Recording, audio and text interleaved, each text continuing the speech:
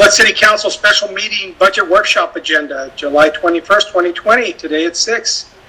And opening matters, call to order. So I hereby call this meeting to order. And Kathy, could you lead us in the pledge? I pledge allegiance to the flag of the United States of America and to the republic for which it stands, one nation, under God, indivisible, with liberty and justice for all. Roll call. Councilmember Connie? Present. Rodriguez? Present. Strong? Strong?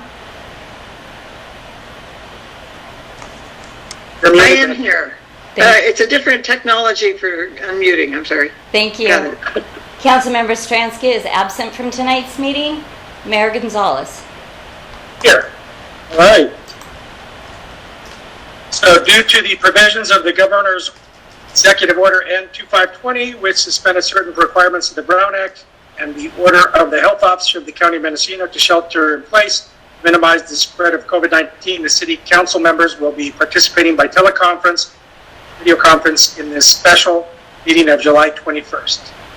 So now to item 2, resolution amending Resolution 2020-16, which approved the issuance of wastewater revenue refunding bonds, Series 2020A, among other things, and authorize related actions and execution of related documents in connection with the issuance, sale, and delivery of such bonds. Is it you, Stephanie, that will speak on it? Yes. Good evening, Mayor and Council members. This is Stephanie Gilbrandt Sierra, City Manager. We bring forward today a resolution of the City Council regarding the refunding of the 2011 USDA bonds. We came to you in April with a proposal to refinance our 2007 bonds, and we've been working hard on that, and we're about ready to put those on the market. And we got our bond rating, and it was all great. And one thing that we needed to do was get permission from the USDA, because we did have some outstanding USDA bonds that were not going to be refunded. And normally that is a process, I am told, that just takes a day or two. Unfortunately, the USDA has reorganized, and they informed our advisors, NHA advisors, who are on the line now, by the way, that it could take 30 days or more to get that approval, which really threw a wrench in our plans, because the rates are really superb right now. It was just, the timing was excellent. So they put their heads together, our wonderful consultants, and they said, look, one thing you can do is go ahead and refund your second series of bonds, the 2011s, which we weren't going to do before because we already had a good rate on those. But it turns out that the rates now are pretty similar to the rates that we could get. And by doing that refinancing, we don't have to get a letter from the USDA, and we could go straight to market. It might cost a little bit. I think that our NHA advisors, it says it's possibly $1,000 to $2,000 a year. However, that is definitely outweighed by a couple things. One, we can take advantage of this rate that we know is good right now, and also it releases a really big reserve, and the present value of that, not having that tied up in reserve, has a present value that is considerable. I've already talked to Tamara, the CEO of Brook Trails, and she thinks it's a great idea. Brook Trails needs to agree with this as well. And so this resolution actually amends the previous resolution and allows us to refinance both sets of bonds. Again, I've got, I think, Christian Sprunger and Eric Scriven, and possibly Rob Schmidt is on the line if you have any questions. We also have Jeff Meyer from Hilltop Securities if anyone has any questions about the bond market as well. Sabrina, do you have any questions? I was going to go through each council member before. Not at this moment, but I may have more as other people speak. I have a lot on my mind, but nothing at the moment, okay. Please. All right, Madge? No questions. I appreciated the creativity and a way around the problem, so thank you. Retta?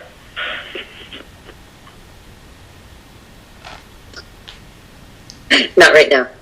Okay. The only thing I had, and you answered it right away, Stephanie, was what you talked to Brook Trails already. And the only other question I have is that if the money that would be freed up, would this be,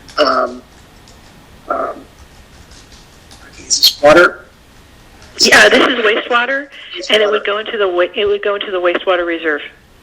Oh, okay. And it would need to be segregated as only wastewater reserve, which is always nice to have in case, because it's very expensive equipment, so it's nice to have a reserve there in case something breaks or there's a fire.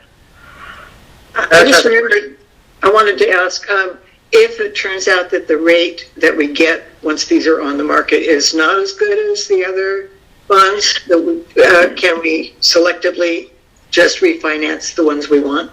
Yes, and that's a great question, and I should have said that. I apologize. Yes, we're basically just ready to go in case it's the rates are good. If the rates are not good, we will not sell those bonds, and we will go ahead and wait for the USDA letter. I've already written the letter to ask the USDA to issue the letter, so it's in progress. It's just another good 3 weeks away. But yes, it is just giving us flexibility. Good evening, City Council. This is Christian Sprunger with NH Advisors. I'm the city's municipal advisor. Stephanie is 100% correct in what she's saying. And just a quick update on rates. Rates have moved a little bit better as well. So right now we're at about a break even.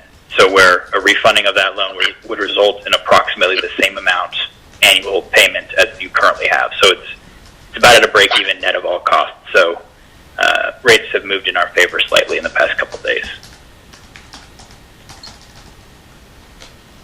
The other gentleman want to speak? Otherwise, I'm going to open it up. See if the public has a question. Unless anybody else, council does. Right, I'll let the public speak, and then I'll let council speak one more time. So, anybody from the public that would like to ask questions?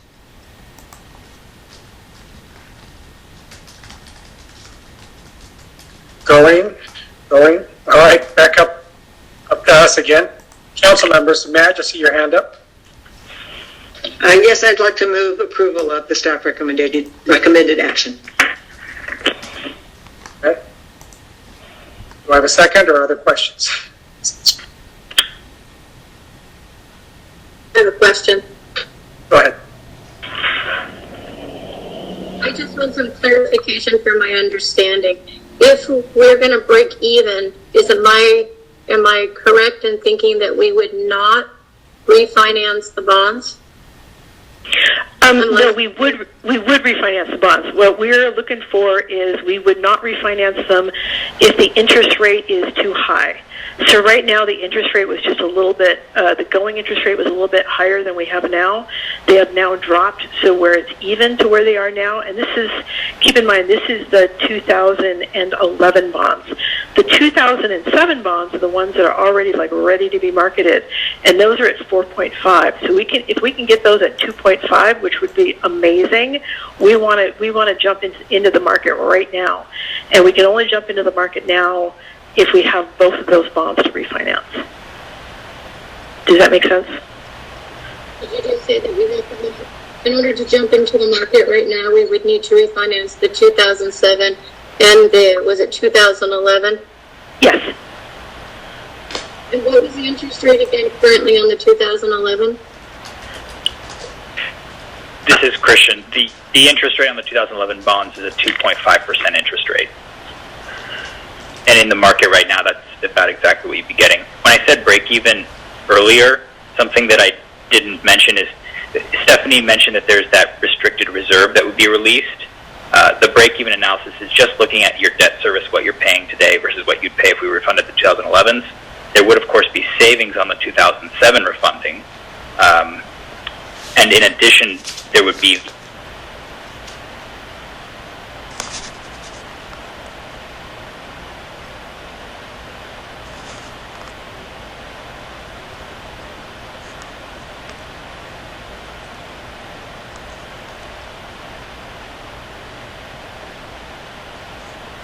Christian, we lost you.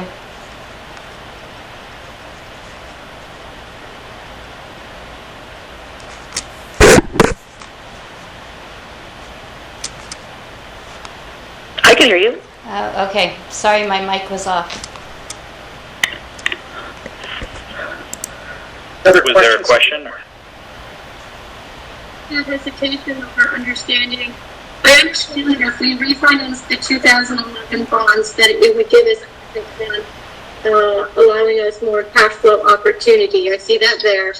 It wouldn't be necessarily a savings in interest rate. But then I know that we're also extending the life of the loan and we're paying fees to do that bond refinance. What is the cost of the bond, if you could remind me, what the cost of the bond refinance related to strictly to the 2011 refinancing? Certainly. The numbers that were quoted to you were net of fees, so they're net of the fees. And the cost of the refinancing for the 2007 for the 2007 portion.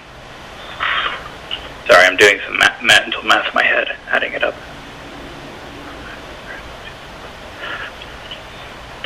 It's approximately $550,000. That's all the amounts paid to other parties on the 2007 refunding, and approximately $90,000 if we add in the 2011 refunding. And so, just to reiterate, all the numbers that we said about the break-even, that's net of any fees paid. So that's after all the fees are paid. That's what the city has. And the term of the 2007 would not be extended, or the 2011 would not be extended. So the 2007 would be extended a couple of years to 2050, Right, and the term of the 2011 would not change. The term of the 2011 would stay the same, and the objective was to restructure the 2007 refunding so that the total debt service between the outstanding bonds, including a 2015 sewer bond that the city has that we aren't touching, but the total debt service would be level every year. That's the goal when looking at all of the debts. So it makes it simpler for rate management and predicting and budgeting for future debt service. Sabrina, did you have anything else? It looked like Greta had a question. Good. And Sabrina, you sound like you're in another room to me, so I don't know if your mic is It's better? a little bit. Can you hear me better? Yeah, that, Not really. okay, thank you. Sorry, I don't know how to make it any better on my end. That's better now. I can talk louder. If we do you have the numbers? If we factor in the $550,000 cost on the 2007 bonds, do you happen to know what that interest? I know we're paying 4.5. Let's say we get it at 2.5, but then we were to factor in the $550,000 cost. Do you know approximately what interest rate that would potentially bring this back up to? This is Christian. I do want to amend one thing I said earlier about the $550,000 cost. When I was running through the addition, I added in a $300,000 capitalized interest account where you're essentially taking money up front and putting it into a account to pay your interest in the future. So it's not really a cost. It's just money that's segregated to pay interest. So the real cost is closer to $250,000 for the city. But to answer your question explicitly, if we factor in all the costs, kind of like your all-in interest rate is what it's called, we're estimating right now it would be at 2.7%. So that would be yes. Mm-hmm. That answers my question. That gives me a better grasp of what it is I'm looking for. Thank you. You're welcome. Greta, did you have a question? No, I'd just like to second the motion. Okay, so motion is second. Might have further discussion. Not Kathy? Councilmember Connie. Yes. Rodriguez. Yes. Strong. Yes. Mayor Gonzalez. Yes. Thank you, gentlemen, and Stephanie.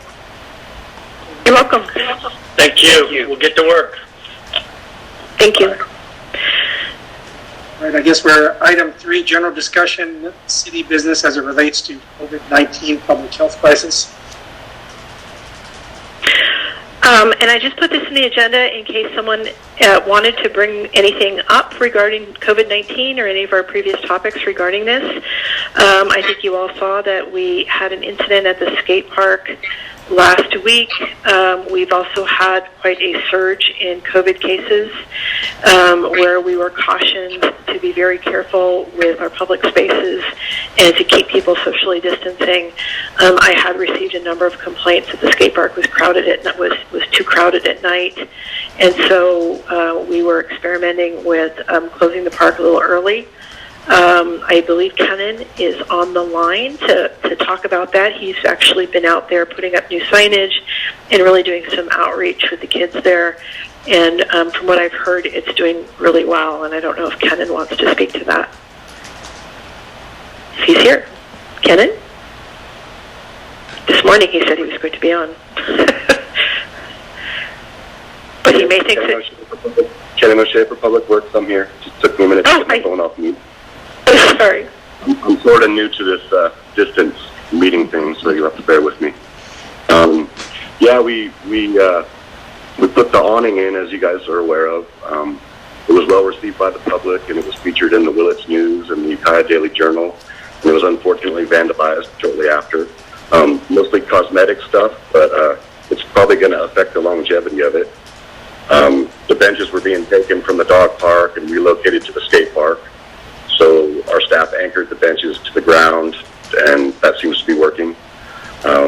We just wanted to try to prevent further issues. And we've been monitoring the number of users as best we can. We've increased our signage and reduced hours temporarily from 8 a.m. to 3 p.m. daily. And this has been a combined effort between Public Works and the police department to keep the park open and safe. We collectively evaluate the situation at the skate park and all other facilities on a weekly basis as we continue to navigate the rapidly changing and sometimes vague state and county directives. I'd like to thank Chief Allen and staff for helping out to keep the skate park open for everybody to use. We are mindful that it can invite gathering if not monitored and patrolled regularly, so it was safer for everybody. We figured to keep it closed in the evening because people tend to use it more once the temperature drops. It's been hot lately, so the evening is a little more, the use is higher, and Public Works staff is daily, so it's just easier and safer to keep it closed. And when we see groups of kids there, we try to educate them and we talk to them as best we can and let them know that it's kind of up to them and everybody that uses the park to help us keep it open by complying to the new directives and the new rules we have. Match has a question. My question was just, what are the new or the hours that it is open now? You said 8 a.m. to 3 p.m. Daily.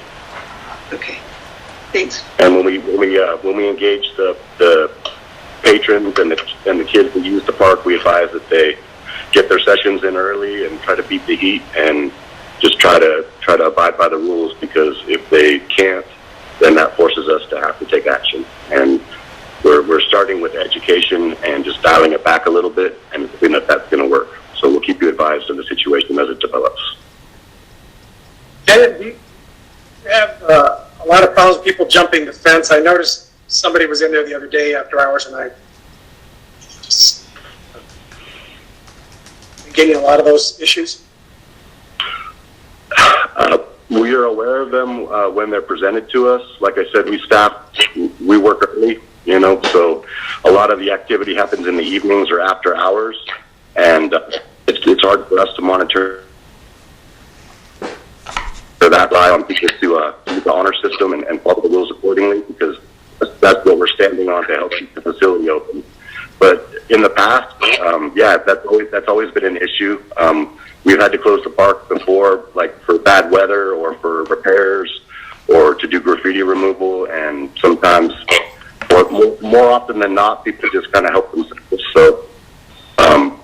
So far from what we're seeing, they're aware that in order open, they're going to have to follow a little bit different rules, just like everybody is with things going on right now. So, like I said, all we can do is kind of go week by week and see how it goes. I'm glad I had a question. Kenan, thank you for being here tonight. I had a visit today from Mr. Grossman, he and his wife donated the shade structure. They are still interested in pursuing shade sales for the skate park. They feel like it will provide more shaded areas, more shade, I think, over the bowl itself, so that skaters have a larger window for skating rather than just the cool morning hours. And they would be interested in finding out, just doing the work to find out what the cost of such an installation would be, and if that's something that the community could fund through GoFundMe or something like that, or private donations the way he has already done. But what he would need in order to even get started on that would be specs of the skate park, measurements. Is something like that available for him? I can absolutely look into it. I'm sure there's some concept designs and there's some original drafts and whatever was put together for plans. I can look into procuring those documents. When he and I first met, I originally suggested doing some sort of cantilever shade cloth that was high enough up where it was inaccessible to damage. That way it couldn't be reached from the ground. But he was real adamant of getting something immediate for now with what he had to work with, and then looking towards something bigger in the future. And we'd love to be a part of that. I actually reached out to a couple of companies that provide those services, and I was given a quote for close to around $10,000 for, say, like a 9 by 12 one. So I would imagine the cost would go up depending on the size, but that would allow us to put the posts in the hillside area off of the actual skate park surface, and then allow the cantilever to hang over the cement and give people other options and places to be out of the shade, so that they're not all grouped in one spot, you know. And Kenan, this is Stephanie. My understanding is we could do that with our existing staff using Force Account, so we wouldn't have to contract that out. Isn't that right? It would depend on how elaborate we want to get with the design. There's several options, but the basic stuff is pretty simple. It's just involves setting posts in the ground and then putting up the shade cloth. And from what I found in my initial research, most of the shade cloths they're not like the kind you get at Costco for your house. They're commercial grade. Most of them have a 20-year warranty on the fabric, and the materials for the construction of the framing is all powder coated, so most of it lasts a while as long as people don't go out of their way to damage it. And that puts the structure well up above being able to reach it and tamper with it. It's a safer and better option for a more permanent solution. It's just going to take some funding and some creativity, and that was something that I tried to reinforce when I spoke to the press about the installation of the shade, was that we're going to come together as a community and find some ways to make some things happen. And that's kind of how the skate park was built. So we want to continue that mentality moving forward. Clarify what Stephanie just said. Basically, staff would be able to provide the labor, but community members would be asked to try and come up with the funds. As far as I know, yes. We don't really have a lot to work with for the budget right now with everything going on. We're gonna have to focus more on holding things together, and any major future improvements of that nature are probably going to have to come from some collective creativity. I'm more than willing to help sit on a committee or help put that together if there's some people that are serious about making it happen. Awesome. Thank you, Kenan. Appreciate your input. Absolutely. Thank you for your time. Anybody from the council want to ask Kenan anything while still here? Okay. Do we have any other items under this topic? Edge? Yes, I wanted to ask Stephanie if she would report on the new results from BioBot on the tests for the sewage influent, that we finally got something that actually made sense to us. Would you like to do that, Stephanie? Oh, sure, I'd be happy to do that. I don't think Scott's on. I'd be happy to do that. When we first did the test, we went ahead and took grab samples, and we received some preliminary results that were frankly just very confusing. All that we knew for a fact was that COVID was present in our sewer system, and it was not present in the Brook Trail system. The levels were mysterious to us, and we discussed it a lot, and we tried to get a hold of BioBot unsuccessfully for quite some time to really try to figure out what these results meant, and we also didn't have a final report.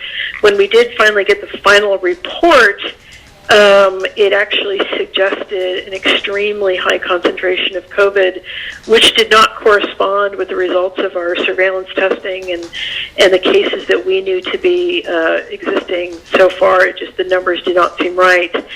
And so we did finally get a meeting with the BioBot company, and we spoke with two of their scientists, and we really dissected the results quite a bit. And they informed us that the way we took our sample was not ideal, and suggested that we take our sample a different way. And when I sort of complained that, well, you actually didn't tell us this, they agreed and said that they would give us the test for free. So they sent us the test, and we were able to take a 24-hour sample just last week, and it takes a few days. We sent it off, and we received the results, I think, late Friday, so we didn't get it till Monday, just yesterday, actually. And it showed a much lower concentration than the initial sample, but it still, it was a fairly significant number. It showed that there was a 2% concentration rate. That to them indicated that there were approximately 200 people in the population shared between Brook Trails and Willits. We don't know if Brook Trails is still COVID-free, but it translates to approximately 200 people, about 190 to 200 people is what they told us. And that is as of last Monday that the sample was taken. They did say that there are also ways you can actually buy something. It costs about approximately $5,000 that does water testing. They'll take the samples in a very scientific way. That's a $5,000 outlay, but we would still have to send it to either BioBot or another lab. There are other labs popping up, by the way, that aren't quite as expensive. BioBot has raised their prices, and so something we may want to invest in is the $5,000 sampler. That would come out of, that is an eligible expense for our CARES money. We are going to receive $62,000 in CARES funding, and that has to be COVID related, and the ins and outs of what's COVID and what's not COVID related is still somewhat mysterious, and Jim Robbins is working on that, as well as we're all looking at that, and obviously we hope we can spend the entire $62,000 on these COVID related expenses, and that may pay for some of our salary expenses given the crisis. Okay. Does that? Do you have anything else under this item anybody wants to discuss? Okay. I guess I'll throw it out if there's anybody from the public left over. Right, yes, this is Ron Moorhead with the Chamber of Commerce. Yes, Ron, go ahead. I would just like to enlighten you on a program that the three chambers are working on and should come out in the next few days called Mask Up Mendo. It will be in partnership with all three chambers, as well as the cities and the county, and the sheriff's department and law enforcement at all those cities. And what it is aimed at education to our businesses, employees, and the public, so that we can go out with ambassadors and talk with individuals that aren't wearing masks and give them reasons and let them know how important it is for them to wear their mask, particularly in stores, in businesses, not only for the health of themselves and family, but also the health of our businesses, our employees being employed so they can pay their bills, cities and county with taxes, So we're hoping to get volunteer ambassadors to go out into the community and work with the businesses across the entire county. We have also are going to get ambassadors to set up stations where we can educate individuals as well. Now, thanks to EDFC, we've been able to get some supplies, which means we have a large delivery of masks coming in, as well as hand sanitizers, all of which we'll be able to give out to the businesses to help alleviate that stress on them. There'll be more coming down in the next few days. We just now finalized our proposal, so there'll be more information, but I wanted to give you a heads up. It's Mask Up Mendo, and it is just an educational as opposed to enforcement. Thank you, Ron. Anybody else from the public? Not, I will move us to item 4. Introduction and adoption of an urgency ordinance establishing administrative penalties for violations of Mendocino County Public Health Officers' orders pertaining to facial coverings. Stephanie, would you be presenting this? Yeah, yes, I will. Stephanie Garbrancia, City Manager.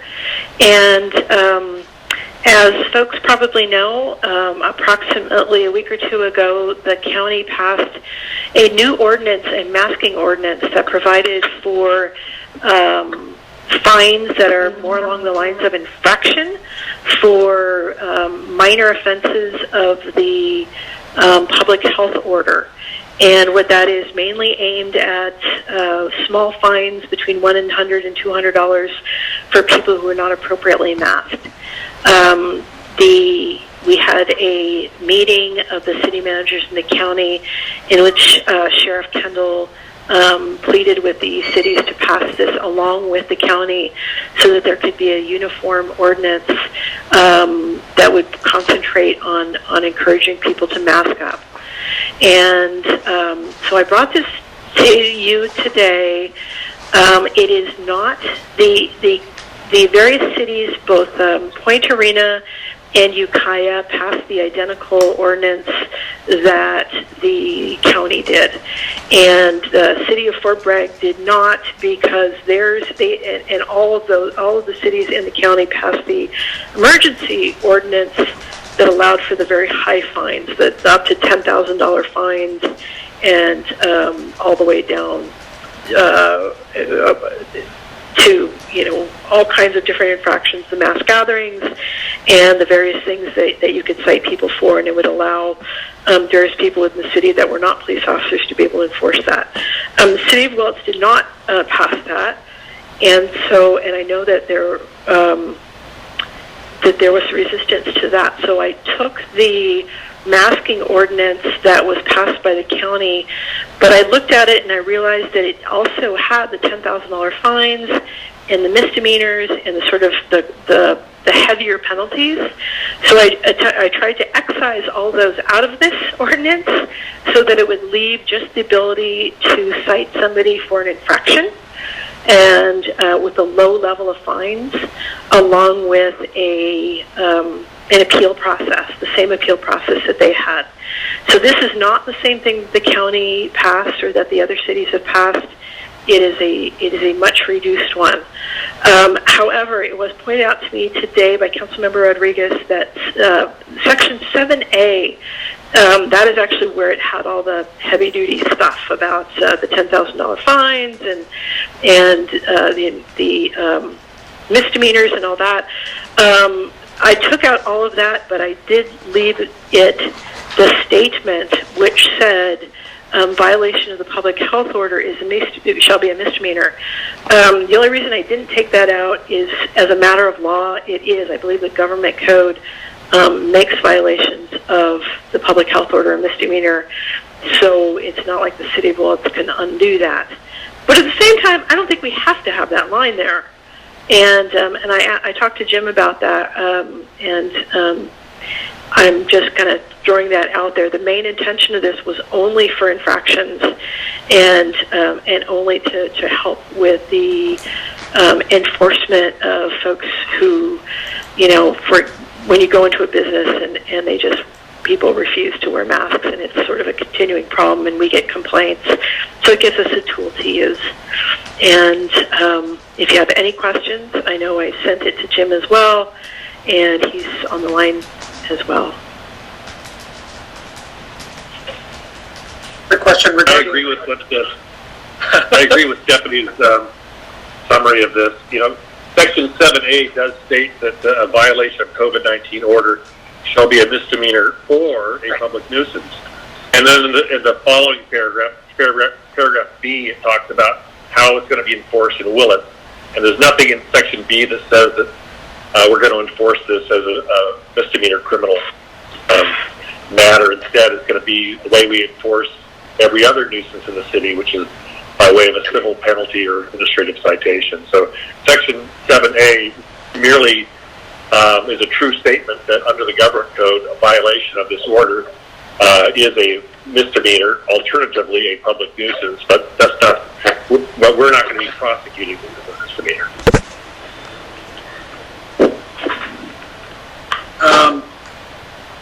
Questions from council? Staff? Start off with Greta.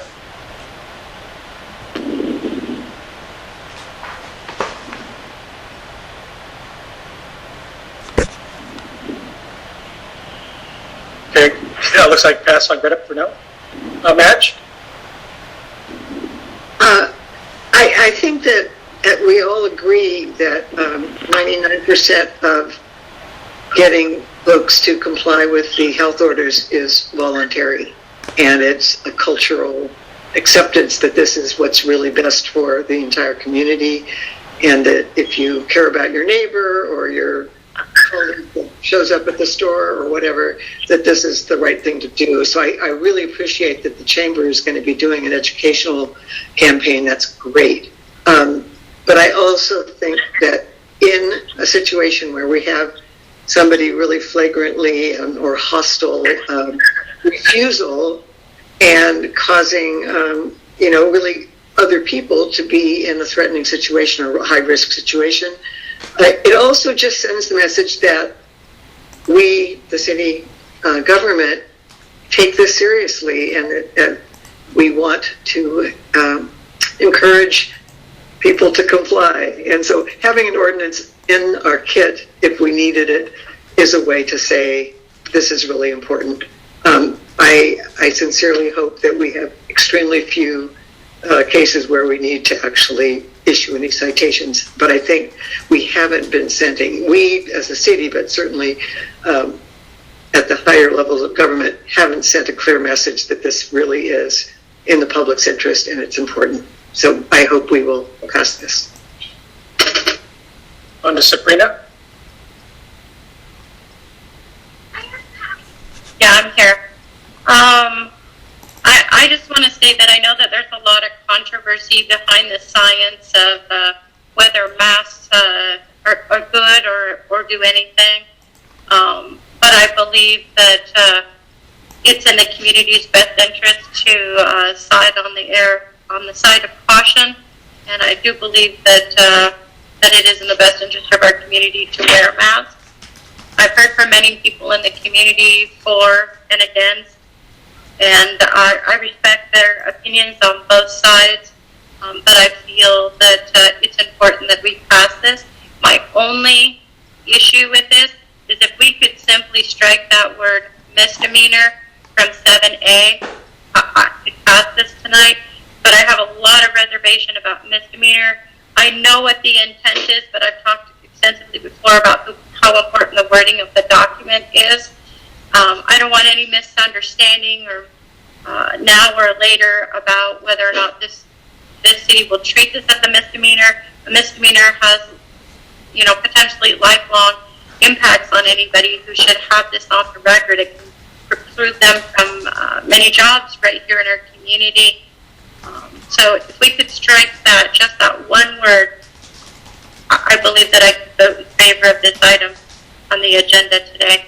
And I think the city, for bringing this item back and for making adjustments to it, I know that it's a challenge to adjust. And I know that the city is feeling some pressure to want to conform with what the county and other cities have. But local elected officials, I appreciate the fact that we're able to respond to what our local communities need. And I feel like that if we could strike that one word, that this would be in line with what I feel like is best with our community. And I would be open to, but not agreeing to, anything further down the road. I feel like at this time, a masking ordinance with the fines the way they are and then being administrative is appropriate for where we are at this point in time with COVID. Thank you. Greta, did you have anything? Not right now. I'm curious to hear if anybody from the public has anything to say tonight. Anyway, I'll let it go to the public, and then I'll speak again. So anybody from the public that would like to speak? Yes, Ron Moorhead again. Go ahead, Ron. Well, to go in tandem with mask up, is this coming across okay? Are you hearing me? Go ahead. Okay. In tandem with the mask up Mendo, we have been in discussion with Sheriff Kendall, the county, numerous city officials as well, and of course our law enforcement in town. And it is, I think, imperative that you keep the misdemeanor word in there because with this education process and knowing that most law enforcement individuals are going to counsel individuals long before they decide that it is citable, that the misdemeanor, I won't say threat, but the possibility of getting a misdemeanor citation is important for law enforcement, particularly because if you reach it to that extent, the individual needs to have a little bit of a stronger push to understand how this is important.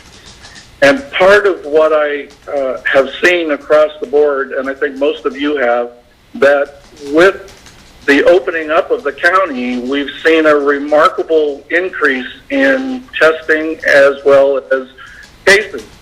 And if we don't get a handle on individuals knowing that, at least when you go into this businesses, that you must wear a mask for the protection of your rest of your community, that the other tool in the toolbox would be this ordinance. And I believe that most people would feel that that's true. Now, education is the most important thing, but barring being able to get across to people, being able to give them a citation. And I know, talking to our law enforcement agencies all across the county, none of them want to do that, but at the last resort, they need that tool. Thank you. Along this topic, Jim, this is for Jim Lance, reference what Ron said. Reading this ordinance the way we have it, even though it says it shall be a misdemeanor or public nuisance of violating the order, but the purposes of what we have would never be a misdemeanor because of Section B. Is that correct? That we're only going to enforce it as an infraction? That's right. So that's right. As a practical matter, there never will be a misdemeanor filing. Another thing I wanted to say is that this is brought to you as an urgency ordinance, which requires a 4/5 vote. But since Councilmember Stransky is not among you tonight, there's only 4 of you, our rules of procedure say that an urgency ordinance must be passed by 4 affirmative votes, so it has to be unanimous to pass. If the motion does not pass unanimously tonight, it can be brought back at your next meeting as a regular motion requiring 2 readings and then only a simple majority. So Jim, another question for you. For the sake of argument, if we remove misdemeanor, it doesn't make a difference. If we leave it in there, my question to you has more to do with mechanics. As I think Sabrina mentioned, that if things get worse and we decide to add on, would we be amending this ordinance and adding to it? In which case, we might want it as a misdemeanor, that language, and then there might be, I guess that's my question. Does it make it easier for for us to modify this later on, change things, or does it matter one way or the other if we strike misdemeanor? How does that? No, it doesn't matter really one way or another. You can always amend an ordinance later. Okay. So I'm going to see if anybody else from the public would like to speak.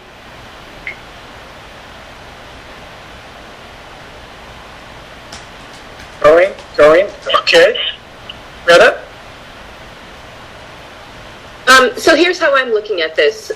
My business was deemed non-essential and early on during the shelter in place, and we were shut down for several weeks. About mid-June, we were allowed to reopen to customers, to in-store customers, and in order to do so, we had to sign up on the county's website and agree to follow certain guidelines, including enforcing the mask order for anyone who came into the store, and that all employees would be required to wear a mask. And we have done that.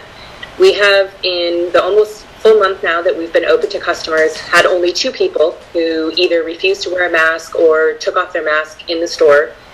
And in both circumstances, we told them they would not be able to stay in the store without the mask on, and they put their mask on and did their business and left.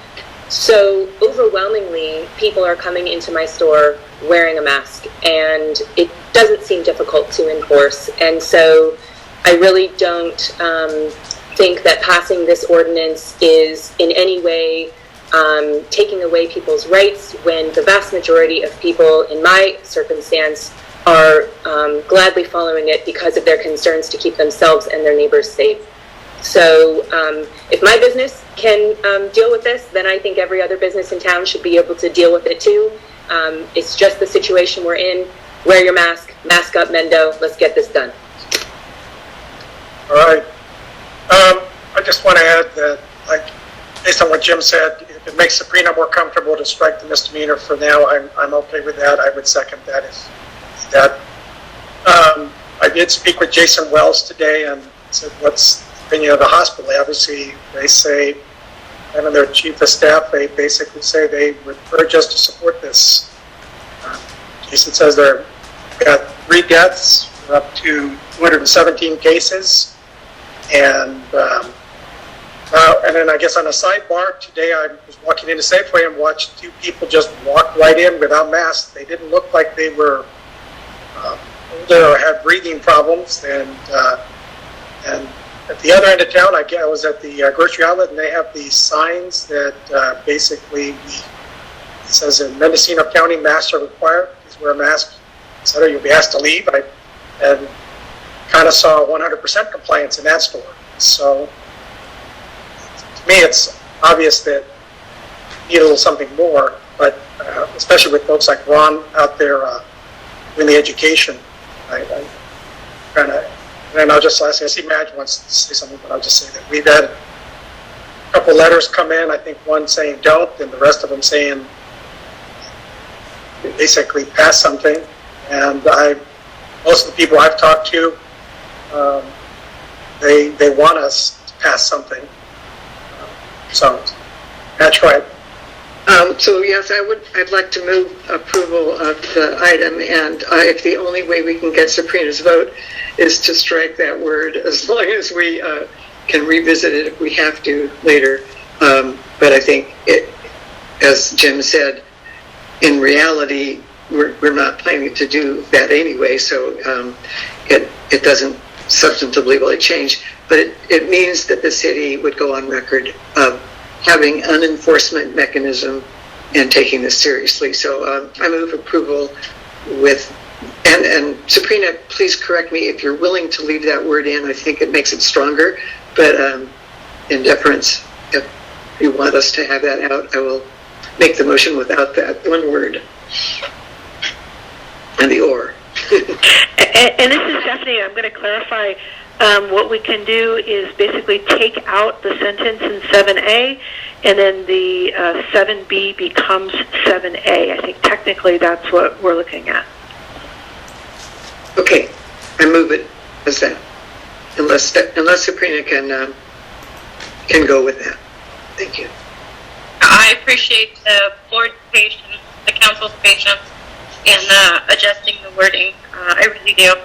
I could agree with that, and I will second that motion. And I also want to, I just want to bring up something that maybe hasn't come to the forefront of your thoughts. I know that there's been a lot of focus on masking in businesses, but I hear from, as a educator, I hear from a lot of parents, and so I just want to give you a little bit of different perspective. The new ordinance said that anybody over the age of 2 has to wear a mask. So keep in mind that there's a lot of concern from parents, you know. Have you been out and about, or have you been at a family, just about anywhere with a child, and worried about whether or not they're going to be able to keep that mask on?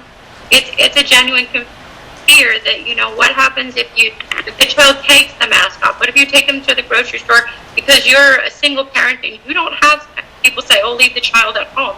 Not everybody has somebody at home to leave the child with, and the child takes the mask off. Do I want that person potentially to be shamed or receive a misdemeanor, which could go on their record for a long time? There needs to be some discretion, and a warning and $100 fine, and then repeat it. But that I can live with, but misdemeanor, just for me, it's too harsh. So I appreciate your patience in the matter, and like I said, I second the motion. So I have a motion and a second. I'm assuming your second includes striking misdemeanor. That is correct.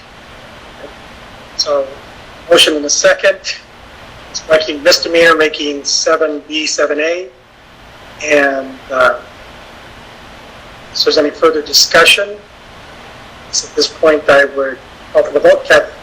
Councilmember Connie. Yes. Rodriguez. Yes. Strong. Yes. Mayor Gonzalez. Yes. Thank you, everybody. All right. I just wanted to make a comment about what Sabrina was saying. My understanding is that what we really care about masks is when you're interacting with the public, and especially if you're indoors. I mean, if you're in your own front yard with your kids, or you're on a path out in nature, I don't think anyone has any intention of cracking down on any such thing as that. So I hope that we apply this with great judiciousness and restraint, because we don't want a bunch of people getting fines. Thank you. Right. And I guess at this point we are on item 5. Greta has a question. Oh, go ahead, Greta. I just wanted to tack on to that just very briefly, and also let people know that the health order does say that as long as you can maintain your physical distance, you're not required to wear the mask. So I've heard some people grumbling because they've seen people walking on Main Street on their way to somewhere not wearing their mask. That's okay. If you know, it's very easy to walk on our wide sidewalks and not be passing within 6 or 8 feet of someone else. So I would just encourage the public, let's all have a little bit of patience with each other and a little faith that we're all trying to do the right thing. And if you see someone who doesn't have a mask and they're not right up next to someone else, let them be. Chances are when they get to where they're going, they're going to put it on. So let's just try and get through this together and be a little gentle with one another. Thanks for listening. Thank you, Greta. And so again, we are now at item 5, budget workshop for discussion and direction regarding the fiscal year 2021 draft budget. And assuming Mr. Heath is on. I am here. Can everybody hear me okay? So go ahead and walk us through. All right, good deal. Thank you, Mr. Mayor, members of the council. For the record, Andy Heath, financial consultant to the city. What I prepared for you tonight is just an overview of what the budget's looking like for the current fiscal year, we're in the first month for fiscal 2021, and some of the things that we're seeing as we put this budget together. Keeping in mind that this budget is meant to be a baseline budget. It takes a lot of the things that were budgeted from last year from a base perspective and just moves them into the current year. So you'll see a lot of the same amounts. We did work with department heads, certain department heads, to build in some of the things that they were specifically looking for, where there were programs that required adjustments. So you'll see some adjustments to the public works and the community development related departments for some of the things that they asked for specifically. Not so much for police at this point in time, or finance or any other department. But again, this is just meant to be a baseline budget. And the main reason that we're putting a baseline budget before you is essentially the main reason we asked for a continuing resolution, which was to get more information, or get as much information as we could, to put some sort of a budget together for the council, given the pandemic that we're all experiencing right now, and will likely experience into the future, in the foreseeable future. COVID-19 will certainly have an impact on the city's finances, particularly sales tax and transient occupancy tax, and potentially some other sources of revenue as well. We just need to wait and see exactly how that pans out. We'll have a pretty good indication of where things have gone in September, late August, early September, when the second quarter returns for sales tax come in. At which point, it's staff's desire to bring back to the city council an updated budget with additional information based on updated projections and estimates, particularly for sales tax. But without that core data, and you'll see as I go through the presentation how much sales tax is important to the general fund. Without that data, it's just really hard to put together any semblance of a really good, robust budget without knowing where the city's going to end up. So with that, I'm going to go through the presentation. Wanted to make a couple other notes as well. First of all, I did want to thank the staff that assisted me. It's been a while since I've been at the city, and just because of the distancing and I've been working very remotely. However, staff has been working with me on the phone and in email and getting me the information that I need, and they have been reviewing the information as it's being put together. So I really appreciate that, and thanks staff for that. And then one other thing I wanted to mention, in the budget document, there is an error for capital in the Sales Tax Transportation Fund, Fund 202. There's $894,000 in capital in that fund that should actually be in the water fund. So this presentation that you'll see tonight, and the numbers for Sales Tax Transportation Fund and the water fund, take that into account. I've made that adjustment. So what you're seeing is the updated numbers in the presentation. And then ultimately, when you get the budget document next week, you'll have that updated. I've already actually updated it, but the updated budget document will take that into account. So it was just a column error, and we moved that over, and everybody caught it, so we fixed that. All right, so I'm going to move on to slide number 2, and just kind of tell you what I'm going to go through tonight. And I'll try to go through this as quickly as I can. I'll give you an overview of the budget development process to date. Then we'll look at the total citywide preliminary budget for fiscal 2021. Then we'll focus specifically on the general fund. We'll spend a lot of time on the general fund. And then look at the city's 3 enterprise funds. And then just a couple of selected special revenue funds, and give you some information on those as they are different in the coming year's budget than they might be in fiscal 1920. And then we'll open it up for questions and direction. Moving on to slide number 3. Okay, budget development process to date. So, as I mentioned, we've looked at and updated the fiscal 1920 financial activity, knowing that because this is a baseline budget, we're intending on bringing in probably the same budgets for multiple departments that were in 1920 over into 2021. To do that, we had to develop estimates for year-end activity. Because we passed a continuing resolution, I had a lot of good data, especially on the expenditure side, in terms of where fiscal 1920 was likely to end up. So the numbers you see are probably pretty close to the numbers that we'll end up having on an actual basis for fiscal 1920. As I also mentioned, we did meet with departments as required to obtain baseline budget information, and then any other information where there were program needs for the current fiscal year, fiscal 2021. Your council did adopt the continuing resolution, as I mentioned. We did develop revenue estimates based on available information and projections from the city's consultants related to COVID-19 impacts. We did meet with Avenue Insights and got from them some good information in terms of where they believed sales tax might be going with respect to COVID-19 and the numbers that you see in the budget before you tonight or in the workshop will actually take into account what they have projected. So we've worked with them. We've also worked with departments to determine capital and other outlay needs that are funded by enterprise and special revenue funds. So when we get to the enterprise and special revenue funds, you'll see that we're using fund balance for the most part to pay for capital projects, which is why you save fund balance in enterprise and special revenue funds. But in the general fund, there's not really a whole lot of capital going on there, appropriately so, as you'll see. And then, of course, consider preliminary budget in July 2020, which will be next week, and then an update to the budget in the fall, September, October, once the revenue data becomes available. This is critical.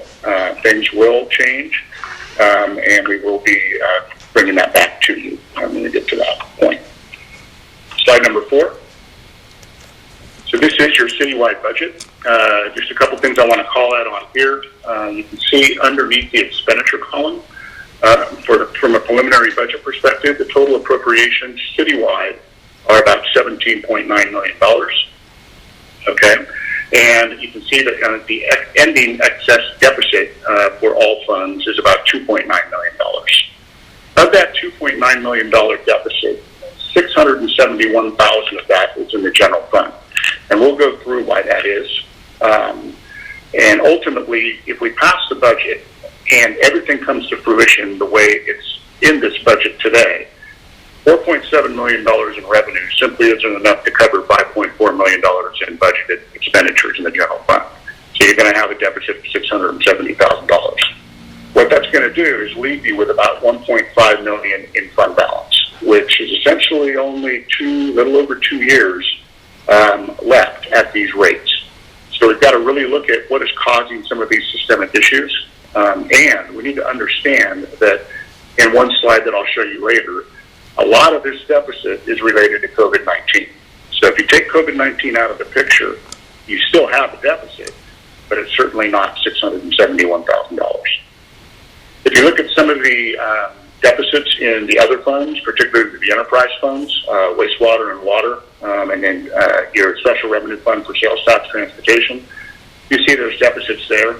But when you go over and look at how much we're funding in capital, in wastewater and water, and in sales tax transportation, you'll see that the majority of that deficit is caused by the capital.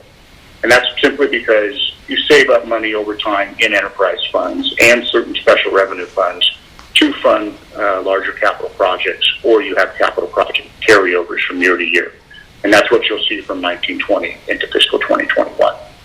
So again, about a $17.9 million preliminary citywide budget.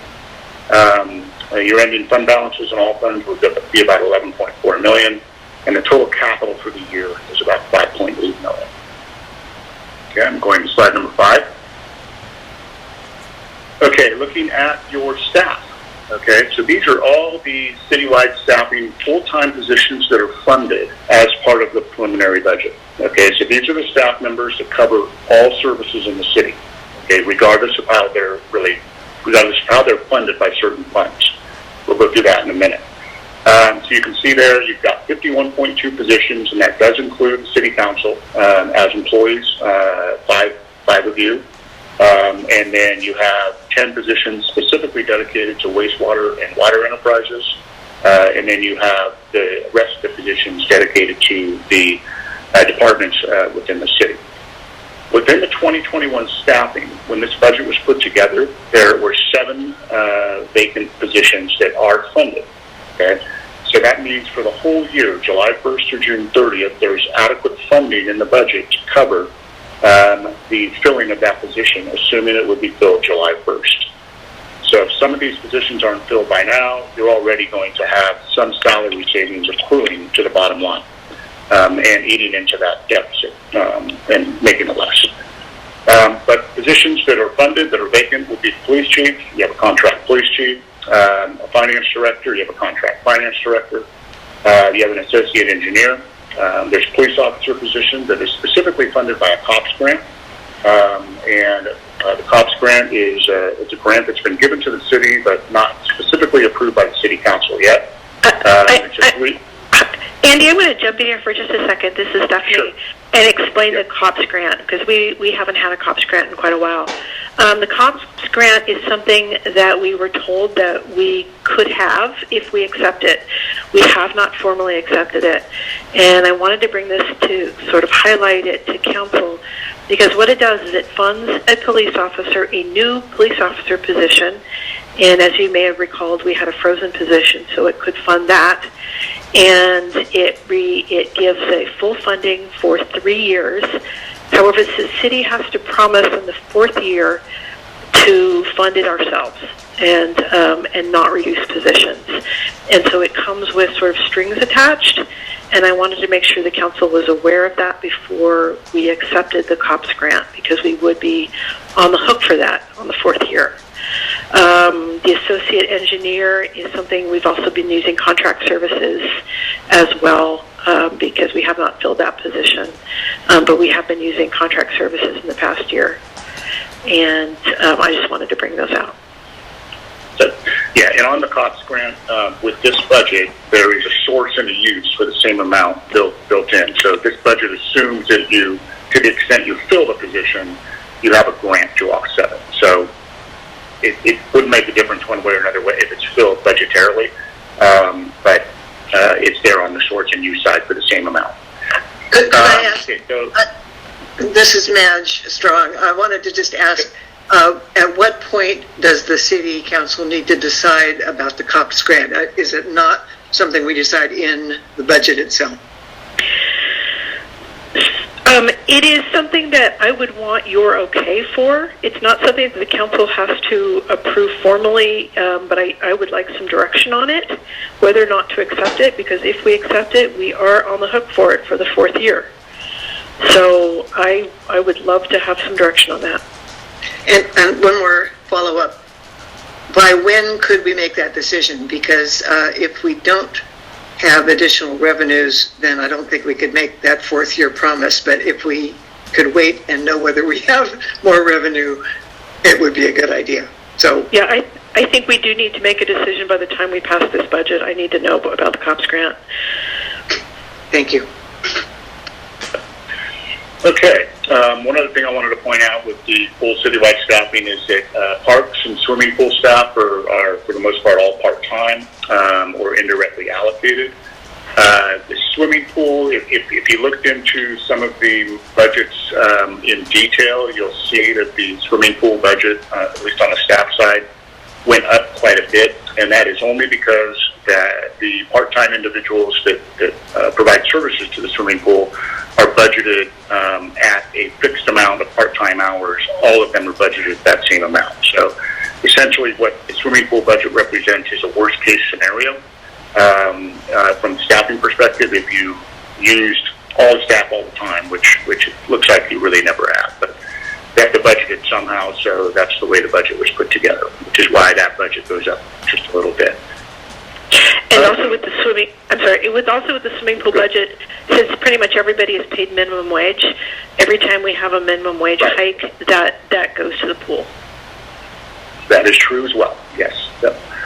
Okay, so of the 51.2 positions that are funded citywide in the 2021 preliminary budget, 11.67 of those positions are indirectly allocated out of the general fund into other funds. So this would be for individuals like the city manager, like the deputy city manager, like your finance staff, even community development to an extent, where a portion of their positions is attributed to the management or program activities in the enterprise funds or other special revenue funds. So there's a huge matrix that's put together that goes through and allocates staff to all the different funds based on percentages. And when you add it all up, there's about 11.67 positions of the 51 that are allocated to other funds specifically. Okay. All right, let's go to the next slide, slide number 6. And what I want to show you. I'm sorry, Andy, you were going to, I think, highlight the general fund staffing. I'm doing that right now. Oh, I'm sorry. Yep. Slide number 6. Okay. Okay, so when we go to slide number 6, we look specifically at the general fund net staffing, and these are the funded positions. So what I've done here is I'm showing you the same slide that you saw before, only I've taken out the wastewater and the water positions, which are 10 positions total. So now the general fund home fund, that is for the individuals that are charged to the general fund as their home fund, there's 41.2 positions. As I previously mentioned on the other slide, 11.67 of the staff are allocated to other funds. Okay, so you have to take that away, because of the 41.2, 11.67 go to other funds. Then you have 5 city council members that perform a specific purpose for the city or wholly general fund. So we'll take those funds out, those positions out as well. Then you have 16.2 positions that make up the police and dispatch functions that are also wholly charged to the general fund. They're not partitioned out to any other fund, just because the police functions rarely ever do that unless you have a specific fund for a law enforcement grant or something else. So when you take out all of those positions, 11.67, 5, and 16.2 from the 41.2, that leaves 8.3 positions that represents the general fund staffing for things other than public safety and the city council. So essentially, what those 8 positions in the city cover are general fund administration, general fund finance, general fund HR, human resources, general fund community development, general fund parks, and general fund community services. Okay? 8 positions is not a lot of positions. And honestly, in 30 years of doing this kind of work, I've never seen it that low, no matter what the size of the city. So the fact that you're able to do what you're doing in the general fund with 8 positions is remarkable. Also, one thing I looked at was how you're charging out your positions to other funds, and there's nothing out of the ordinary in terms of how certain general fund, home fund positions are charged to the water fund, for example, or the wastewater fund, airport, sales tax, transportation. It's all very, it's backed up really well, and there's just no holes really to blow in it. So, again, 8 positions in the general fund to support all the general administrative activities associated with the city is pretty low. I wanted to point that out. All right, moving on to slide number 7. So this is just the full array of all the capital that's budgeted citywide. I've broken it out by fund and what some of the things are in each of the funds represented there. And this slide has been updated to take the erroneous capital projects that were budgeted in transportation and not in water, and I've moved those out. So the water fund and the transportation fund are correct here. I won't go through this slide specifically, but these are all the projects that are noted. When you do get your final budget, I'm going to have a 3-page document that will list all of these projects by fund as well. So you can reference that when you're looking at capital for the city. Okay, moving on to slide number 8. Okay, so this is just, again, looking at the general fund overview. Okay, so now we're moving from citywide into the general fund. So you can see what I've got there on the top line is the estimated amounts that are likely to transpire by the end of 6/30/20. So once all the accruals are done and everything is updated from a revenue and expenditure perspective, fiscal year 19/20 is likely to result in $4.9 million in revenue, offset by $5.2 million in expenditures, meaning that you will likely use a little more than $300,000 in reserves. These numbers have been adjusted for COVID, So we've made an assumption on what the second quarter for sales tax, second quarter of the calendar year is going to look like. Hopefully that comes to fruition, but revenue perspective, and assuming the expenditures that are in the financial system are correct, which I believe they are, and assuming we've looked at staff charges that are likely to result once all the payrolls were posted through June 30th, 2020, looks like you'll use just over $300,000 in reserves. When you look at fiscal 2021 preliminary budget, on the revenue side, see revenues are coming in a little bit less, about $4.7 million, and expenditures a little bit more, about $5.4 million. Revenues, we'll go through that specifically, but the biggest impact there obviously is going to be additional sales tax losses related to COVID and transient occupancy tax. And then on the expenditure side, you do have some cost drivers that are essentially cost drivers that the city really can't mitigate, things like insurance, helpers, unfunded liability costs that are kind of guaranteed. They're just going to happen from year to year. We know what they are, and you're going to pay more for them into the foreseeable future. So that's why you see the increase in the expenditures from 1920 to 2021.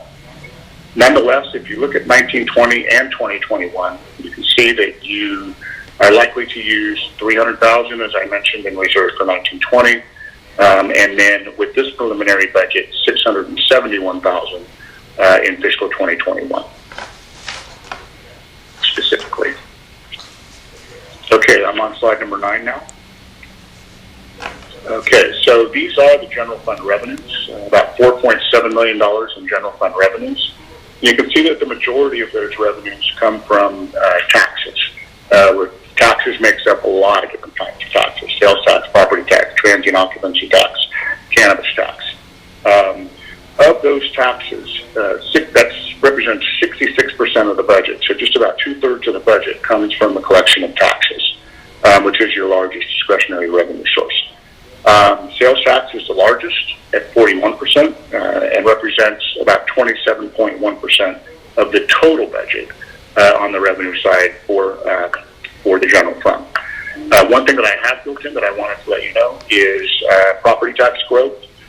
What I'm seeing across multiple jurisdictions that I'm working with is property tax growth at 4 or 5%. What I've done for your city, City of Willits, is built in 2% tax growth, and it could come in higher than that. I just don't have the number from the Mendocino County Assessor's Office yet. So once we get that, that could be updated, and I'll see if I can get that before we bring the budget back next week. So again, taxes represent the largest portion of your budget. One other piece of the pie on this chart on slide 9 that I want to point out is overhead and administration.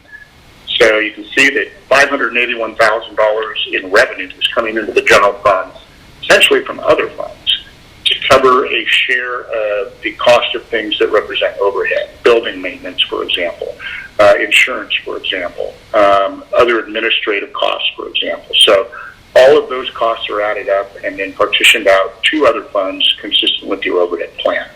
So just under $600,000 represents that as well. Moving on to slide number 10. So what I've done, with the understanding that 2/3 of your revenue budget is made up of taxes in the general fund, I've broken those taxes out. So what you have here are all your general fund taxes. And you can see sales tax represents the largest component of all of the taxes collected from the general fund at just under $1.3 million. And that is adjusted, by the way, for COVID impacts. 41% of all taxes accrue from sales tax, another 37% accrue from property tax. So just under 80% of all of your general fund taxes come from two sources: sales tax and property tax. Sales tax is something you can relatively control through your economic development, through additional sales tax to the extent you're able to garner that from the public. But property tax, however, not so much. Really can't make that increase unless you have significant development opportunities that add more to your assessed valuation base, or you have a lot of properties that are significantly under the Prop 13 base value, which I'm not sure. I haven't looked that up. So again, 78% of your general fund taxes come from sales tax and property tax. Okay, let's move on to slide number 11. Okay, everybody still hearing me okay? I've been talking a lot. I want to make sure that I'm still being heard.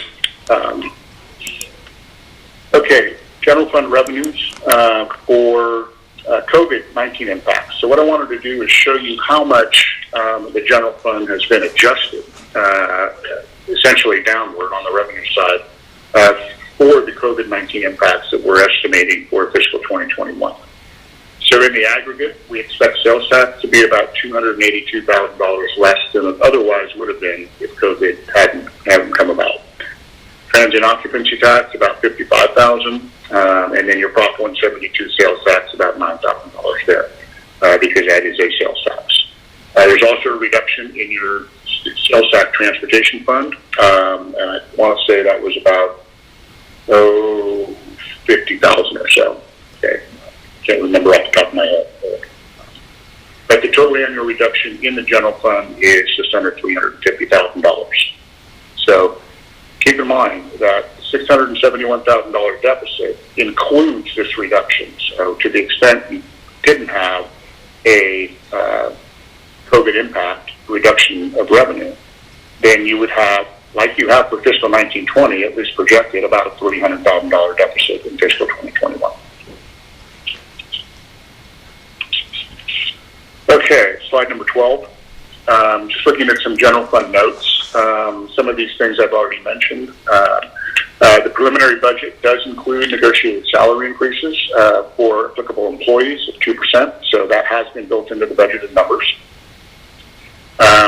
Transfers to the closed landfill from the general fund are about $77,292. So general fund is transferring $77,292, and there's the expectation that the county will front the other half of the costs associated with the closed landfill for the other $77,292. So that is in that budget, but the general fund does participate as a transfer out. There are no transfers. And to jump in here, yep. The transfers to the closed landfill might be tough. I think we're still negotiating with the county on that. And one of the problems with the very short staffing we have is that this is to be able to put the numbers together, and this is extremely time consuming. And we were able to do it last year, but I'm not sure that we're going to be able to do it this year. And there is a great resistance from the county to sort of work with us on it. They worked with us last year, but they are developing their own budget issues, and I've already heard that they're going to be really tough on us this year. So we may not be able to do that. Okay. And so based on that comment, one thing I will point out is in that fund, and I believe that's Fund 212 and 213, which is your closed landfill funds, in that fund there is a negative fund balance, right around between $200,000 and $300,000. So those are all the prior costs that have not been reimbursed. Ultimately, to the extent those costs are never reimbursed, the city's general fund may have participated to reduce that negative fund balance, and then to reduce any budgeted costs that are assumed to come from the county that do not materialize. So that's just something I wanted to note there for the closed landfill. Your CalPERS UAL costs, they increased by $66,773. One thing I did want to point out is in the middle of last week, CalPERS did release their investment return for fiscal 1920, which came out at 4.7%, which is about 2.3% less than the 7% discount rate that they assume that they're going to earn on their portfolio. And essentially what this means that 2 years from now, when the actuarial reports come out that build in all of the fiscal 1920 information, your unfunded liability, actually everybody's unfunded liability costs, all CalPERS jurisdictions, would likely increase by some amount. So whenever CalPERS doesn't make their quota of 7%, it ends up costing more for the UAL in the long run. Insurance costs for liability, property, and auto, from an expenditure perspective, increased budget over budget by $16,541. But keep in mind, a lot of these costs are parlayed into other funds. So where you see a reduction in the overhead and administration revenue, that could mean that a portion of those insurance costs are there as well. Bottom line is, insurance costs went up by more than $16,000 in the aggregate. They're going up quite a bit everywhere, but we were able to push some of those costs out to other funds as well. The payment for fire services from cannabis revenues is built into the budget, into the cannabis compliance department for the general fund, $81,308. And in this budget also does assume what it has assumed in prior years when a budget's put together, and that you have your community services budget is essentially unchanged at $65,500. So these are the funds that you provide to your community-based organizations, things like the Chamber of Commerce, Little Lake Fire, and some other amounts as well. And I've got, I'll go through that when I get to the slide on that department. Okay, so looking at the general fund departments, and what I've done here is, I'm on slide 13 now, is taken each group of departments and tried to group in as many divisions or smaller departments into one area to get this as concise as possible. So City Council, see your budget is relative, it goes up a little bit, and the majority of that cost increase is related to increased health costs. Of that $160,000 budget, I wanted to point out that the health benefit cost is just under $90,000, $88,980, and that's why you see the slight increase there. Some of the things in the City Council budget also include Willits Community TV and Coast Range Digital costs, so not too much of a change there. Pretty much carried over the budget from the previous year, with the exception of the increased personnel costs. Moving on to the next slide, 14, administration. So in the administration budget, I've got the core administration, which represents the city manager's office and the deputy city manager. Then you have insurance programs, you have legal, you have an election division, and information technology. So I grouped all those under administration. No vacant positions there. Some things to point out here is, as I already mentioned, your insurance costs are going up, liability, property, and auto. Your legal costs are budgeted to be fairly stable. When you look at what has actually happened in 17-18 and 18-19, the $99,000 is an appropriate number. The election, you have an election coming up this year, so I put some money in there for that. And then information technology is budgeted at about $70,000. So not too much change in administration as well. And I wanted to jump in just a little bit regarding the legal. For this year, 1920, we did transfer some of our legal funds into HR. We had quite a few legal expenses in our HR department, and we do have outside counsel for that. And that's one of the reasons you see it lower here, because it actually went to HR. That's exactly right, and I'll get to that in just a minute. Sorry. Okay, let's go on to slide number 15, Finance Department. So one thing I wanted to point out here is you do have a vacant position in the Finance Department. There's the Finance Director position, and again, that position is budgeted for the full fiscal year, so it's there. Cost increases in finance, when you look at what was paid or what was estimated to be spent in fiscal 19-20, go up just under $20,000 to $270,000. not a big change. Most of that is related to staff cost increases related to benefits and such. And human resources, here we go.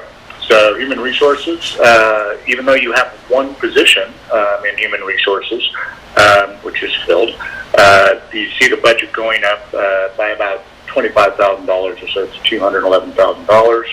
As Stephanie mentioned, the human resources budget does include human resources legal with Lieber Cassidy Whitmore.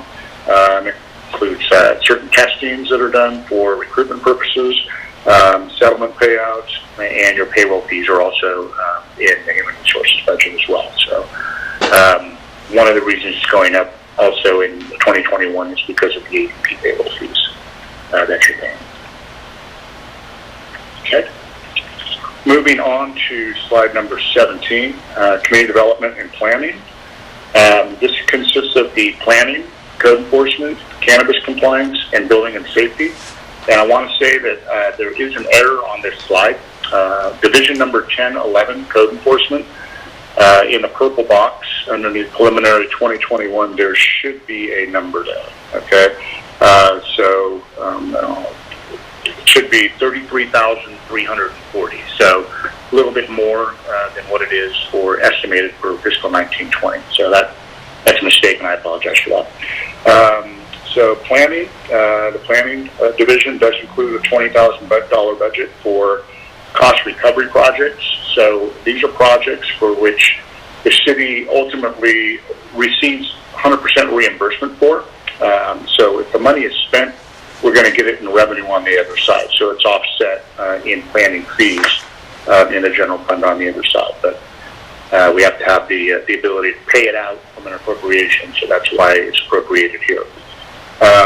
Cannabis compliance costs, reimbursement, includes a reimbursement for fire services, and this is essentially budgeted at 25% of the collections of cannabis taxes, less a 7% admin fee that goes for your fire services.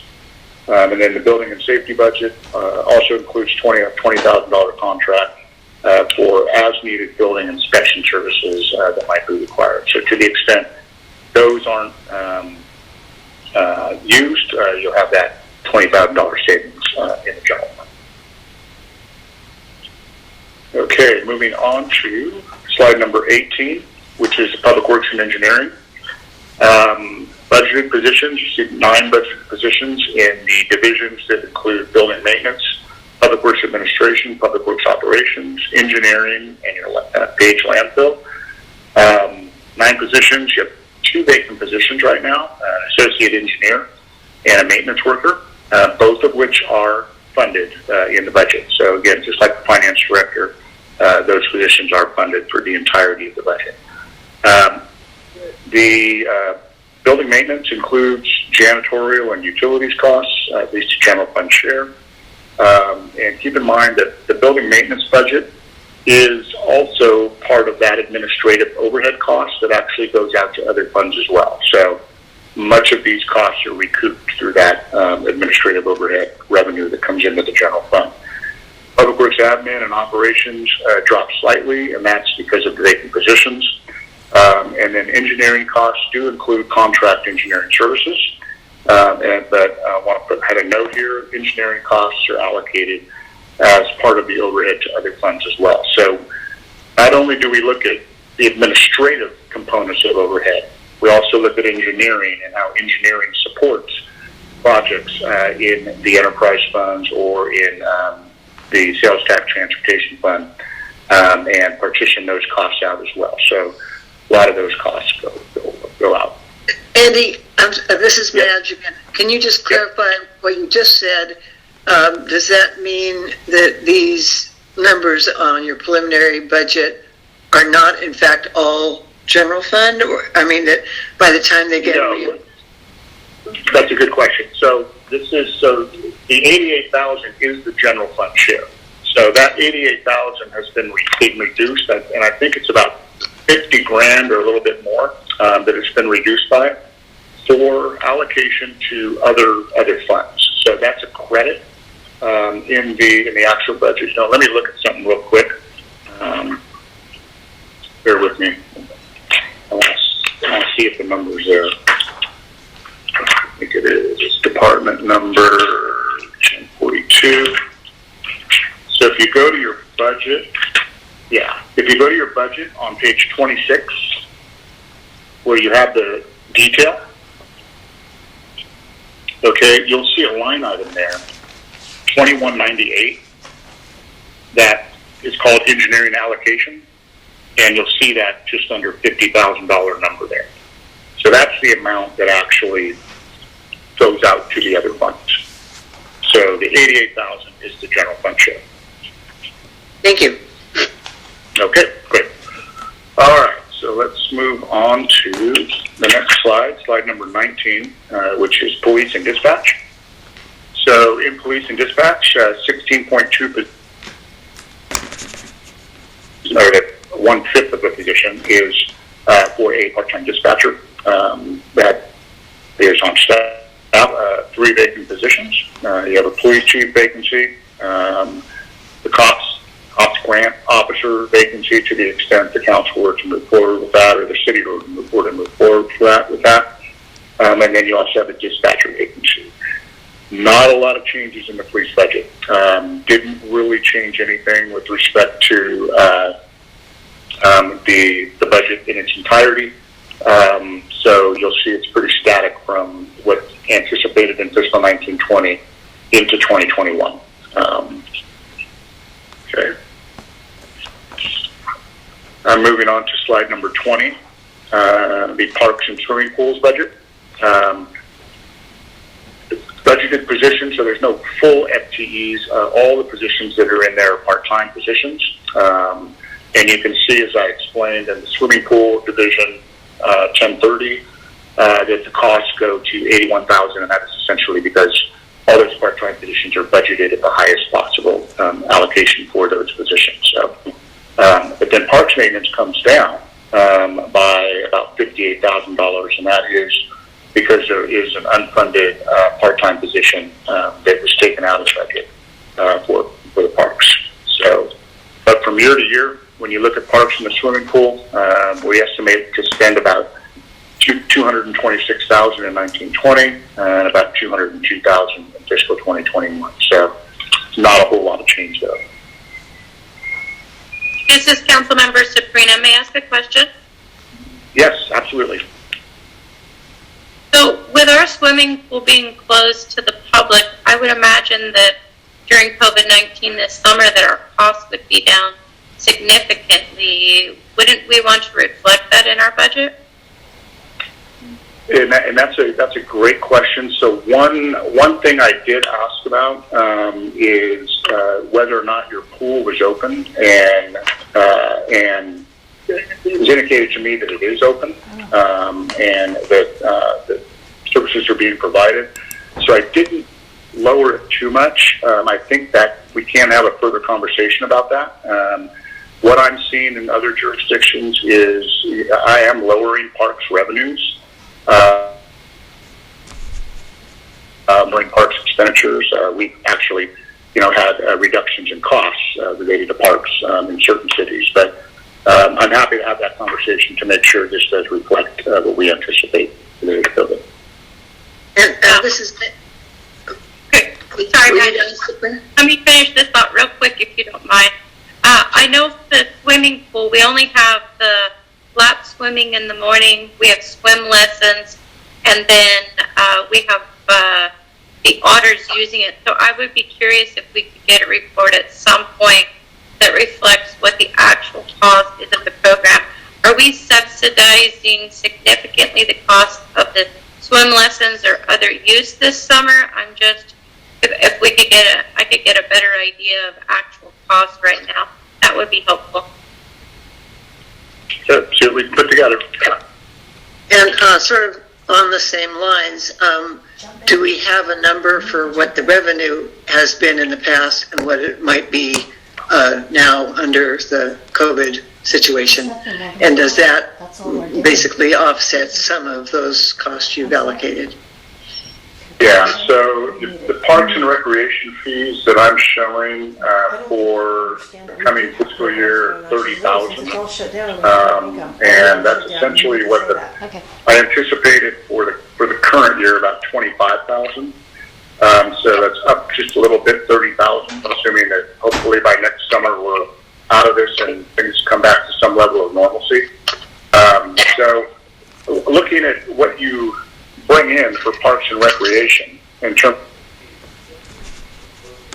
of $1,000. So clearly, when you look at, let me go back to my slide here, the cost for swimming pool, it's $61,000. So, it's not fully cost recovery.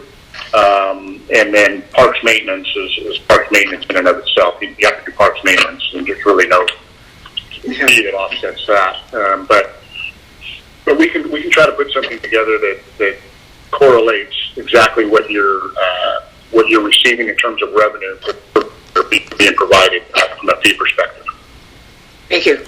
Andy, I would like to jump in. We do have the pool open. It is open, like Sabrina said, for lap swim in the morning for a couple hours and swim lessons, even though our swim lessons, of course, are much lower than they have been in years past because we can only do 3 children every 45 minutes.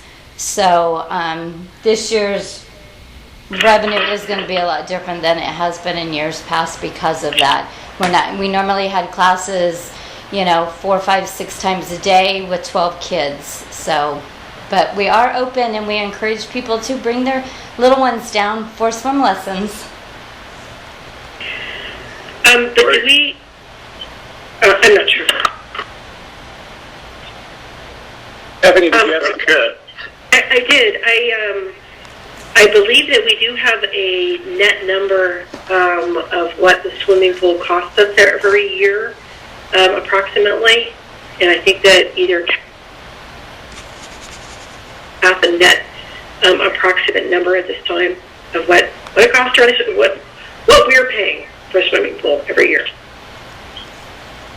Yeah, we'll see if we can put that together. I think my hope was that our payroll expenses have gone down significantly since our use is down. That's really my only question. Okay. All right, am I ready to move on to slide 21, which is the non-departmental in the general fund. So this represents the community services, the contingencies, the CalPERS unfunded liability amortization, and the transfers out, which in this case would be for any capital or your landfill costs on the general fund side. So when you look at community services, that $65,500 represents costs for or contributions to the Chamber of Commerce, $35,000, Willits Senior Center, $1,000, County Library, $500, County Museum, $1,000, Willits Community Food Bank, $1,000, Our Daily Bread, $1,000, Economic Development, $1,000, and then Little Lake Fire, $25,000. So again, all I did here was just pull this out of the previous budget. There's no method to the madness here. And like any city that has a community services budget like this, these amounts are subject to council deliberation and discussion before they're approved. So this is just essentially right now it's placed. And this is Stephanie. I wanted to say that both the Chamber and the Little Lake Fire amounts are per contract. Those are actually contract amounts. Stephanie, this is Jerry. And regarding the fire, obviously that would depend on how much revenue comes in, so it could be lower or higher. That number that he brought over was the placeholder number we stuck in the previous year's budget. Is that correct? Yes. That's probably what that is. That is what was supposed to be the cannabis money, so that can be eliminated entirely. But the Chamber, the Chamber amount is a long-term contract. Okay. Take out isn't this a placeholder for expending out the cannabis fire department's share as per our contract with them. So would this be a placeholder spot? No, that's already built into the cannabis program budget. Okay, that's You already saw that, yeah. Okay. Great, okay. So I'm glad I mentioned that because it looks like that there is a $25,000 credit that will come back to the general fund. So because the cannabis compliance division actually accounts for the full expectation of the payment of about $80,000 or whatever it was. So that's good. One thing I wanted to mention here as well is CalPERS unfunded liability. So you can see that the share is $590,000 to the general fund. Majority of that is your safety plan. So the safety plan wholly accrues to the general fund. So not much you can do about that. I think Greta has a question. Sorry? I'm sorry to interrupt. This is Greta. I do have a question about the Chamber of Commerce contract. Isn't that tied to TOT? And I'm just curious if those numbers are going down. Is there any change in the chamber amount? Yes, that would absolutely happen because it's only, I believe it's 11%, and Kathy probably knows better than I do. So if TOT goes down, then the amount we give the chamber goes down. Correct. And I will review that and check that out. Okay, I already talked about the CalPERS making 4.7% this year, and then again, transfers out for fiscal 2021 are only for the landfill component, which may need to go up if in fact the county isn't going to pay. All right, slide number 22. This just looks at your general fund reserves. So assuming everything comes to fruition, we already know there's going to be a couple of adjustments to the budget on the expenditure side. But assuming everything comes to fruition as presented, you have a preliminary 2021 deficit of $671,000, which makes your reserve amount at the end of the year about just under $1.5 million, which represents about 27.7%. Of your general fund expenditure base. So that number is coming down. Again, as I pointed out on the COVID slide, if you take out the COVID impacts, you have about a $300,000 deficit still in 2021, as you do in 1920. And again, in 1819, you also had a deficit of $495. So there is a systemic deficit here that is going on that ultimately will need to be resolved. Either on the revenue side or on the expenditure side.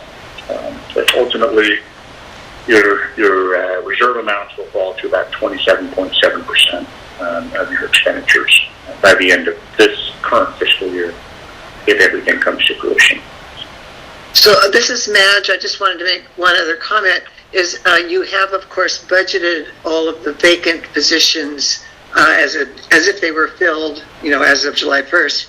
And in years past, we've always found that by budgeting that way, it's about the most conservative estimates on what the costs are going to be were usually less than that. So in terms of public information, to make it clear that this is a projection, basically very conservative, and that and we've already discovered a few things that are going to be a little lower than that.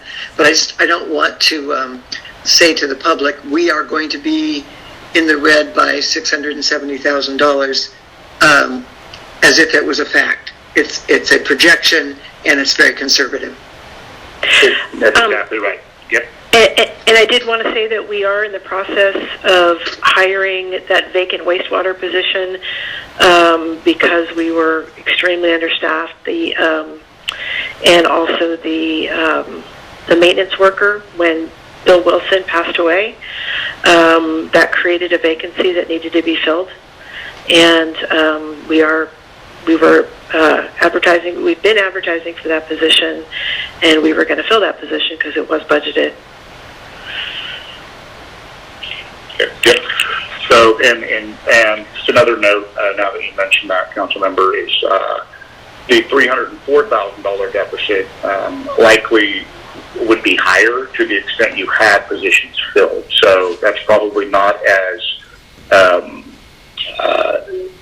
bad as it was going to be when you adopted the budget or when you had a mid-year, just because you do have vacant positions that are built into that.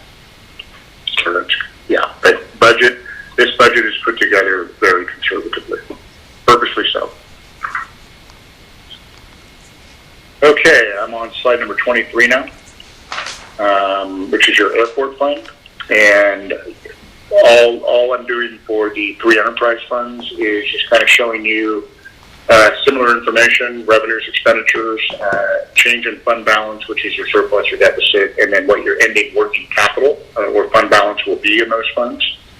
So for the airport fund, you have $1.27 million in revenue, $1.27 million in expenditures. Most of that, great majority of that, is related to an FAA grant and the use of that grant for a specific project. So at the end of the day, in the airport fund, probably break even about $1,000, and you have about $65,000 fund balance in that fund. One thing I did want to point out, the last bullet under the airport fund notes is that operating margin number. So when you look at all of the revenues that accrue to the airport for things like, let me get there real quick, your steel farm, if you have that, let me find it. Okay, things like building rentals, fuel sales, your state aid for aviation, and then some interest earnings. Those are typically recurring items. And when you subtract from that the typically recurring expenditures for personnel, CalPERS unfunded liability portion of that, and any materials and supplies, that is your working capital margin. And in the airport, you have very small margins, but at least you have a margin, which means each year, assuming normal activity, you're going to add back $1,000 or so back to your fund balance, which is good. So having a working capital at the airport of $65,000, given what you do at the airport right now, is a decent number. Okay, moving on to slide number 24, which is the wastewater fund. In the purple box, all the way over on the right-hand side, $3.4 million in revenues, $3.7 million in expenditures, change in fund balance of about $287,000. A use of fund balance of about $287,000 leaves about $3.2 million in the wastewater fund at the end of the day. The bond sale that was discussed earlier tonight, and the results of that, because they're really not known at this point, has not been built into any of these numbers. So that is to come, and will likely come when we update the budget in the fall and bring it back to the council. So that may change these numbers somewhat and actually add more to the bottom line for working capital. What couple of notes on the wastewater fund? You do have the staff charges that include 5 directly charged positions, and then there's 3.58 FTE that are variably charged. So of all those positions that we're charging out to other funds that I mentioned in a few slides ago, 3.58 come to the wastewater fund. The base rates increases are not anticipated for fiscal 2021. And in the wastewater operating margin is just under $300,000, which is a good number because you do need an operating margin in this fund to fund capital. Okay, moving on to the water fund.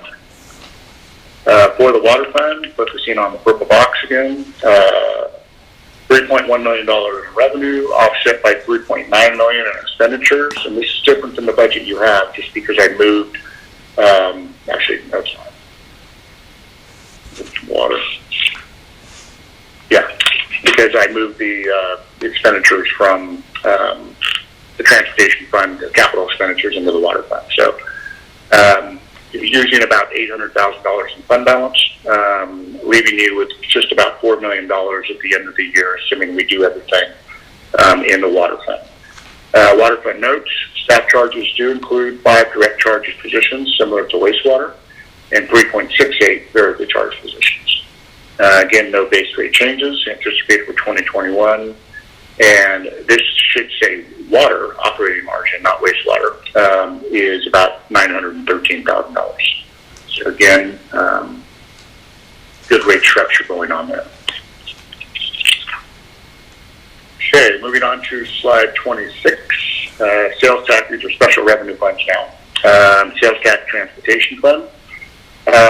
Revenues in 2021 of about $715,000. So you can see that's coming down because of the COVID. So there's about $150,000 adjustment there related to specifically to COVID. And expenditures of about $1.4 million. We are using just over $700,000 in fund balance for an array of capital projects in the transportation fund as budgeted. Nonetheless, the ending working capital at the end of the day will be just over $1.4 million. And you can see that this fund typically funds street maintenance and storm drain maintenance programs. And it also funds street-related projects that include pavement preservation, creekside stabilization, annual striping, and downtown improvements, and an array of others. So it's good that you have that sales tax to contribute to your transportation program. Many cities do not have that. Okay, moving on to slide number 27. These are the... Can I ask a quick question? Yep, absolutely. I'm sorry. This is Greta. Just going back to that last slide, would you say that is a healthy ending working capital? I mean, we don't have an operating margin here on this fund, but I'm just wondering, are we in good stead on this one? Yeah, and I'll say that you are. Typically, when you collect the sales tax, specifically for a specific purpose like transportation, you can only use it for certain things. Okay, so having a working capital of this size, looking at your expenditure load for fiscal 1920 and fiscal 2021 at $1.5 million or $1.4 million, you're still going to have $1.4 million at the end of the day after fiscal 2021, assuming you do everything. So you've got a full year's worth of other project type expenditures, knowing that you're still going to bring in $715,000 or more year to year. So this is a healthy balance for this program, definitely. Thank you. Okay, slide number 27, which is, I've got 5 different special revenue funds on here. And all I wanted to do was give you the available funding at the end of the day, assuming everything in those budgets as presented in the schedules in the preliminary budget is spent. But all of these funds relate to or have some nexus to the police department. So you've got an narcotics forfeiture fund, a DNA cost reimbursement fund, a health and safety restitution fund, a vehicle abatement fund, and a law enforcement administrative fund. Each one of those funds can only be used for certain purposes, but it may behoove the city to really explore how these funds might be able to be used to support the police budget and potentially reduce general fund costs where appropriate. So you can see here that you've got upwards of between $100,000 and $110,000 worth of funding there that can be used for certain purposes. One thing I did want to point out is that in Fund 651, the Narcotics Forfeiture Fund, there is money appropriated for a police vehicle of $35,000. So that amount is built into there. So the police department can get at least one new car from Fund 651. And then there's also funding available in the Capital Projects Fund, Fund 400, for another car that was a carryover from the current year. So there's funding there, but this is something that the police department may want to work with the finance department and the city manager to really look at how these funds are being used. That's one of the points.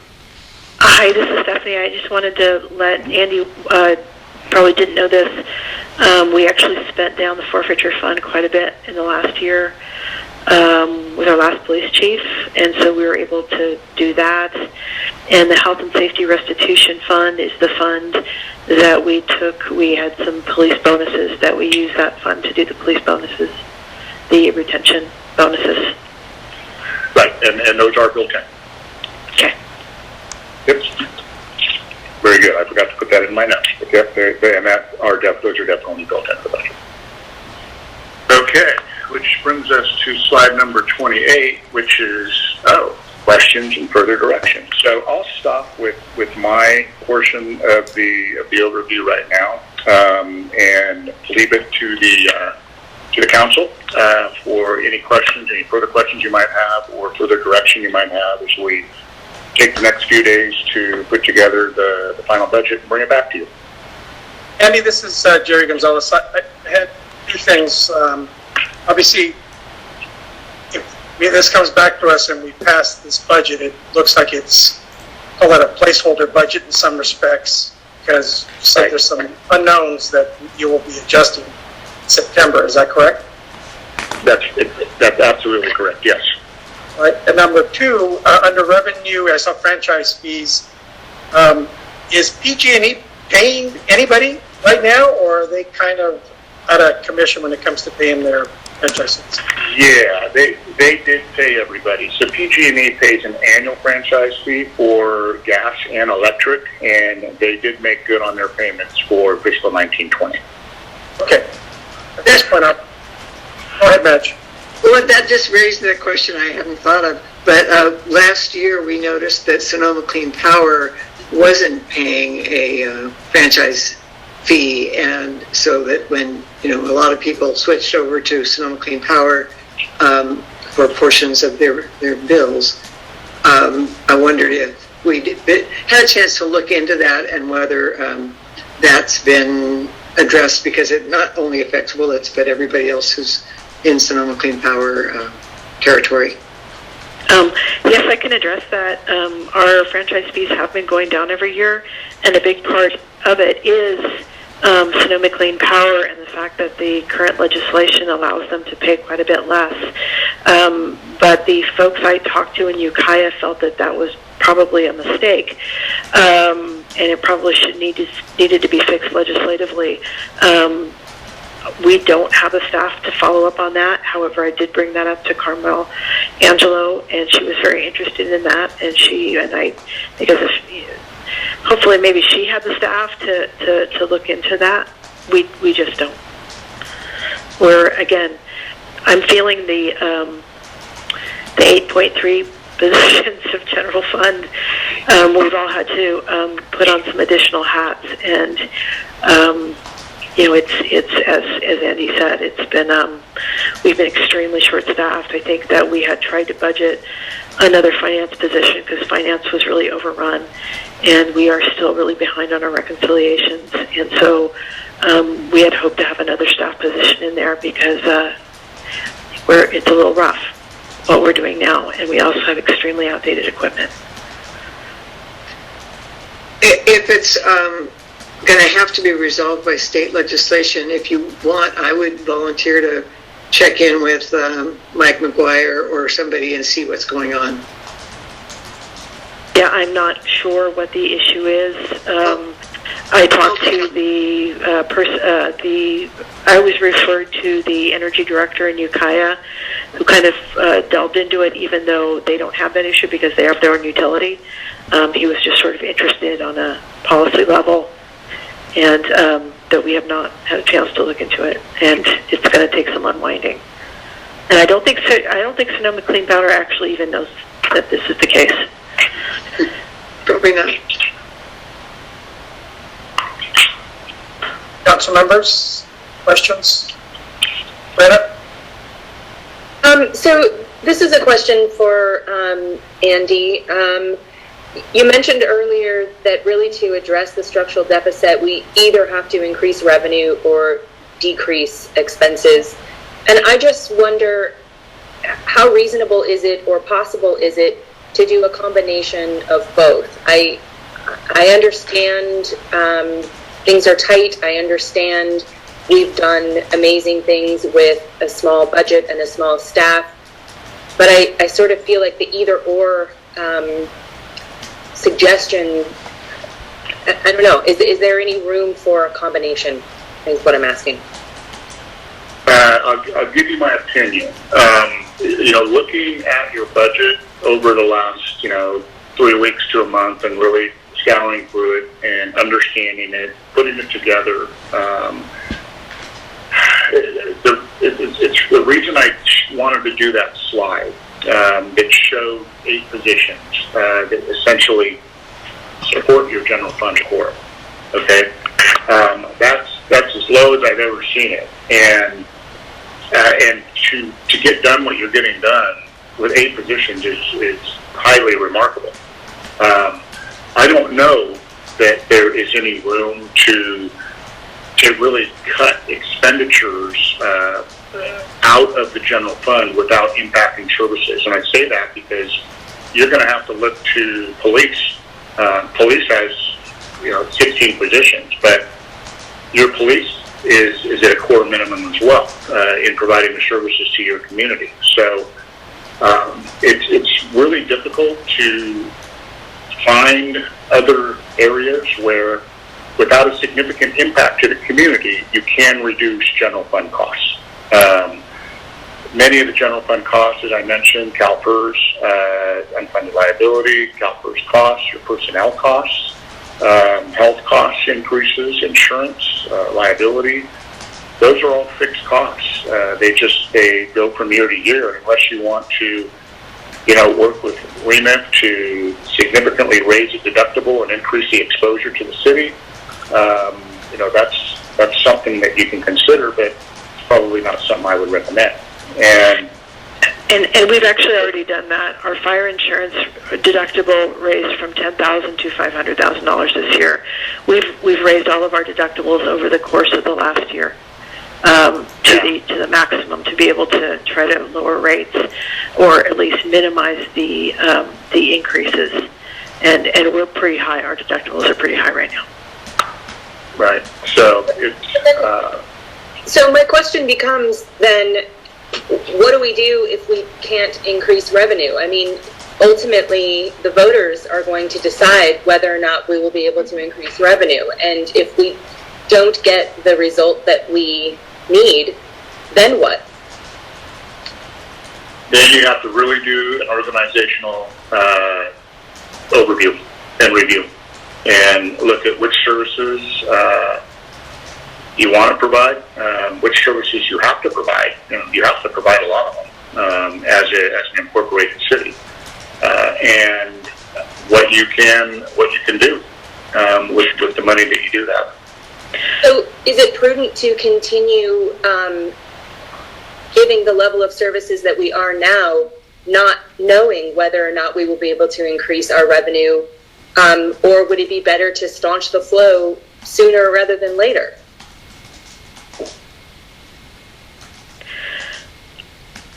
So I'd like to jump in here. Okay. Yeah. I mean, these are good questions, and we've actually been talking about this quite a bit because, we are in a dire situation, and Andy's been in on those conversations. As he has said, there's only 8 general fund positions doing everything, and we just can't work any harder. And in terms of cutting services, we're looking at we would have to cut half of our police budget, and we would go to 1 shift, and that's what that would look like. It would only be having police half of the time.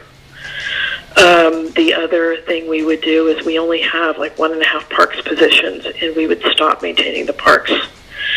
And so that's what we have left to cut at this point. And these are truly dire service cuts. If we were to cut police positions, we can't do a day shift. I honestly don't know whether I have police who would want to stay here in Willits. And we've been going down that road, examining that, and we would probably need to, and I've talked to Jim about talking to LAFCO about the possibility of unincorporation. Hatch has a question. Yeah, I guess it's partly addressing what Greta just asked, and that is, even though the situation is very grim and there's a structural or a systemic deficit, that if it continues, we will basically go bankrupt. I don't think it would be wise to cut the drastic kinds of cuts that would be needed between now and November, because I do believe that our citizens will support us and that they will vote for a sales tax increase. And we do still have a reserve. It's not a huge reserve if we don't get a sales tax increase, but it would keep us alive for another year and a half or two, even if we didn't get the sales tax increase, and even if this budget turned out to be just as dire as it looks right now. So I think we could go until November to find out whether we're facing this enormous sacrifice, which probably means, what Stephanie was just saying, it would require draconian cuts that I don't think we need to do them between now and November. That's my feeling.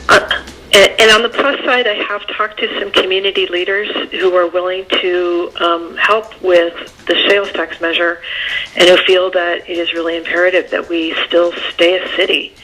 And some of those folks are, very prominent, and they see the problem and are actually pretty confident that the people will step up. I've been working with the consultants on the sales tax measure. We have a very good story and a good message to put out there. And what I really ask is that you let us do that and put out the story to save Willits. This city is important. It's been around for 133 years, and it deserves to stay around. And we can tell that story. And I think that people want to be part of a city that's vibrant and alive. And I do, if they know the whole story, and that's a matter of not just asking people, do you want to be taxed? Sort of like asking people, do you want a colonoscopy? Of course they don't want to be taxed, but if the result is it's going to cure your cancer, or it's going to allow Willits to continue and you will actually have police services and parks, well, then that's another story entirely. And so we have to make sure that we tell the whole story, and that we're doing the very best we can to conserve. And I think we have. We have the lowest sales tax in the region. We have the lowest staff numbers. We have the lowest salaries. No one can say that we're not trying.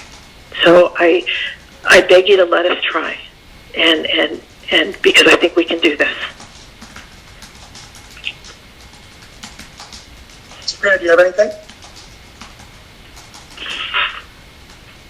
Yes, I do. Thank you. A quick question. If we were to pass the half-cent sales tax increase, it would go into effect, as I understand it, in January, which would impact us half of the fiscal year.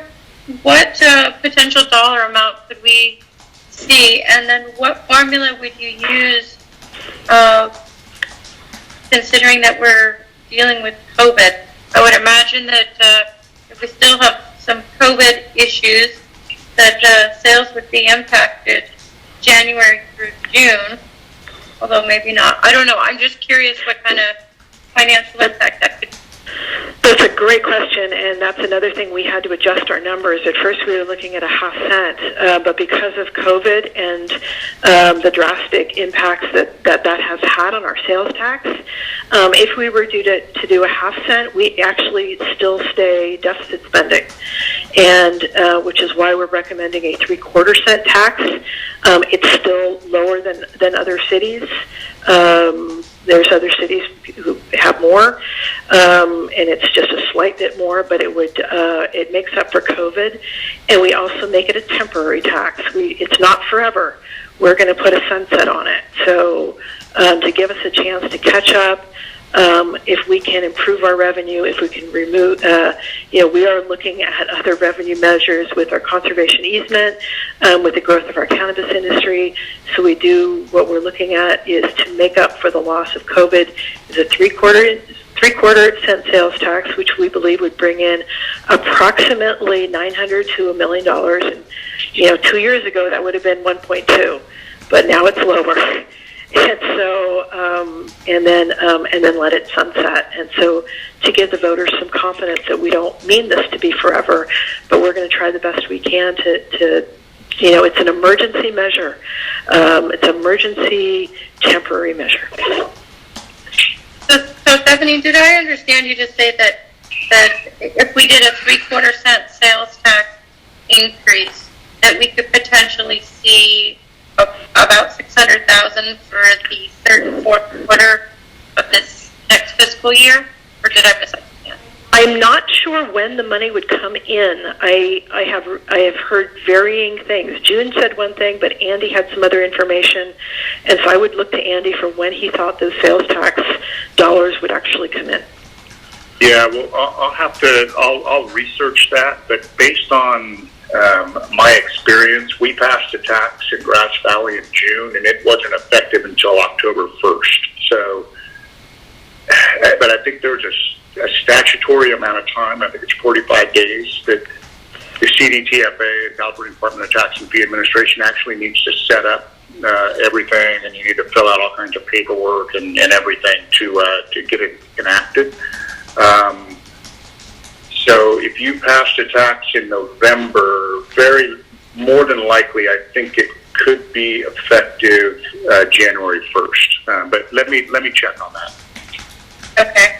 And then I had a question about your projected losses for the sales tax, the transient, and then the 172 sales tax.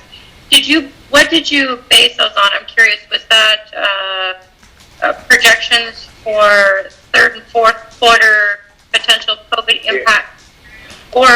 Yeah. I just wanted to figure out how we came about those numbers.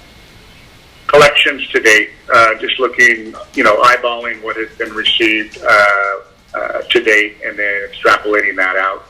That number will likely change, as will sales tax, once we have the full array of information when we bring back the budget to you in the fall. Okay, yeah, because I was just very concerned. We've all just submitted our second quarter sales tax, or submitting them, and then first quarter isn't really reflective of COVID because COVID happened towards the end of that. So I would imagine that's really hard to calculate. It's extremely hard to calculate. Yeah. It seems like it's really just a shot in the dark trying to come up. And then CARES Act. I know that elected officials are talking about, do cities support seeing some funding come to our cities, and if so, how much money and that sort of thing. Is there an accounting report that we have that shows the losses that we've accrued related to the CARES Act? I guess I'm asking what amount so far do we have in the bank that we show that is billable should something pass that would fund cities? I mean, what has been spent so far on COVID related expenditures? Yeah, so for example, I serve on the Mendocino Transit Authority board, and we're keeping track of all of our losses, our ridership losses, other types of losses, so that we could bill for those. And I'm wondering, should something be passed for the city, or do we have an accounting system to keep track of any potential losses that we may have, for example, from sales tax, transient, those sorts of things? Are we keeping an accounting do we have an accounting tracking system, or is that something that we would have to work on later after we found out the funding source? I think we would have to work on that later, both from an accounting perspective. The city's financial system, like most financial systems, really can't track losses like that. and more importantly, directly relate them to COVID.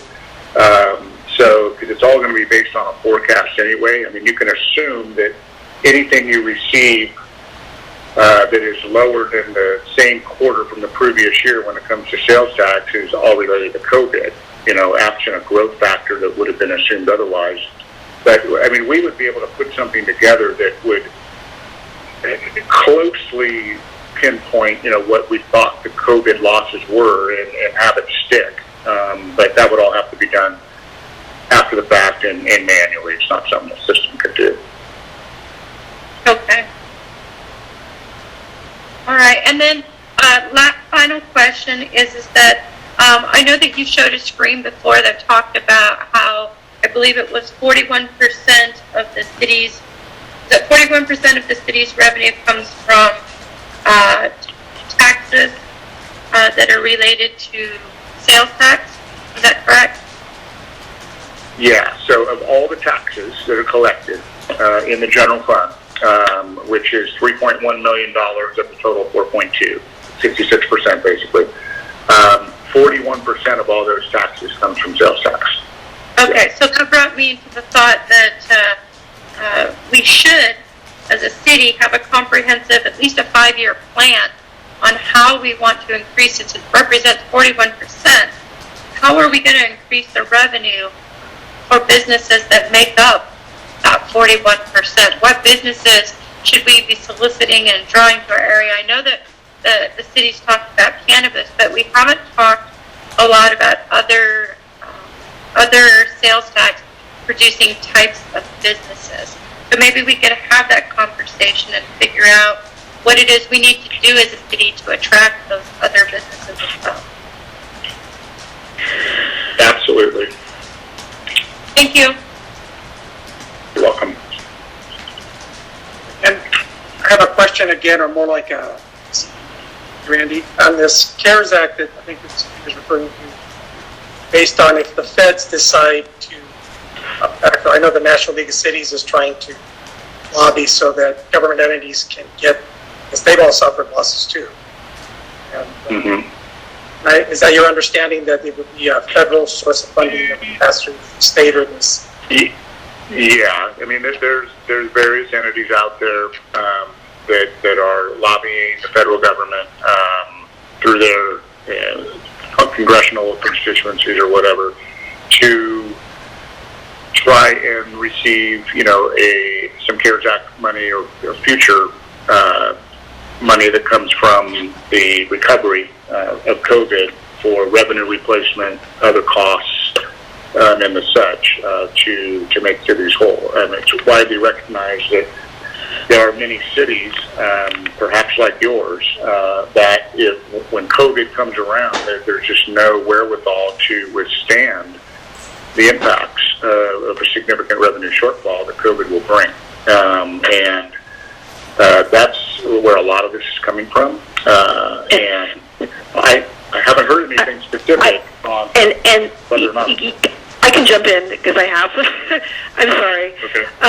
I know the league has been following this very closely, and I know both Senator McGuire's office and Assemblymember Wood's office, they've been active in trying to, along with Huffman's office, trying to get some traction on some revenue supplement for cities. During the initial CARES Act, that money only went to large cities. And then there were like a ton of strings attached to it, and finally we are getting a share. That's why we're getting $62,000. But it is only to reimburse us for COVID-related expenses. It is not going to act as any sort of revenue to replace lost revenue. There is great... the federal government has been very resistant to this, and the league has been very frustrated. And frankly, I don't think it looks good. I've been working, saying everything I can to like, please do this. We're dying, but CARES Act 4 was supposed to be looking at that, but then it didn't. It skipped us once again. So I right now, I can tell you that the league does not feel it looks good. So for any revenue replacement measures. Thank you, Stephanie. At this point, I'm going to see if anybody from the public wants to ask any questions about our workshop.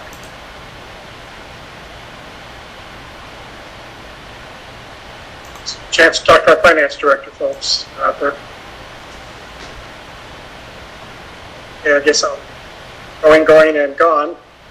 This is a workshop, so we're basically asking questions and just giving Andy some direction for questions that we've done already. Anybody else on the council have any other questions? Just going back to a question, I'm trying to remember. Stephanie, you needed direction on something. What was it? Oh, COPS, the COPS grant. That's a big one because it basically puts us on the hook. I mean, if we end up, going bankrupt, obviously they can't collect from us. But it does allow us to hire another police officer. Stephanie, I want to chime in. It's my understanding that yes, and maybe I have to do some checking, but I thought we did have to do a resolution or at least a vote to accept it or not. And if so, I can bring that back when we bring it back our final budget on the 29th, because that's when I sort of wanted the final word from y'all.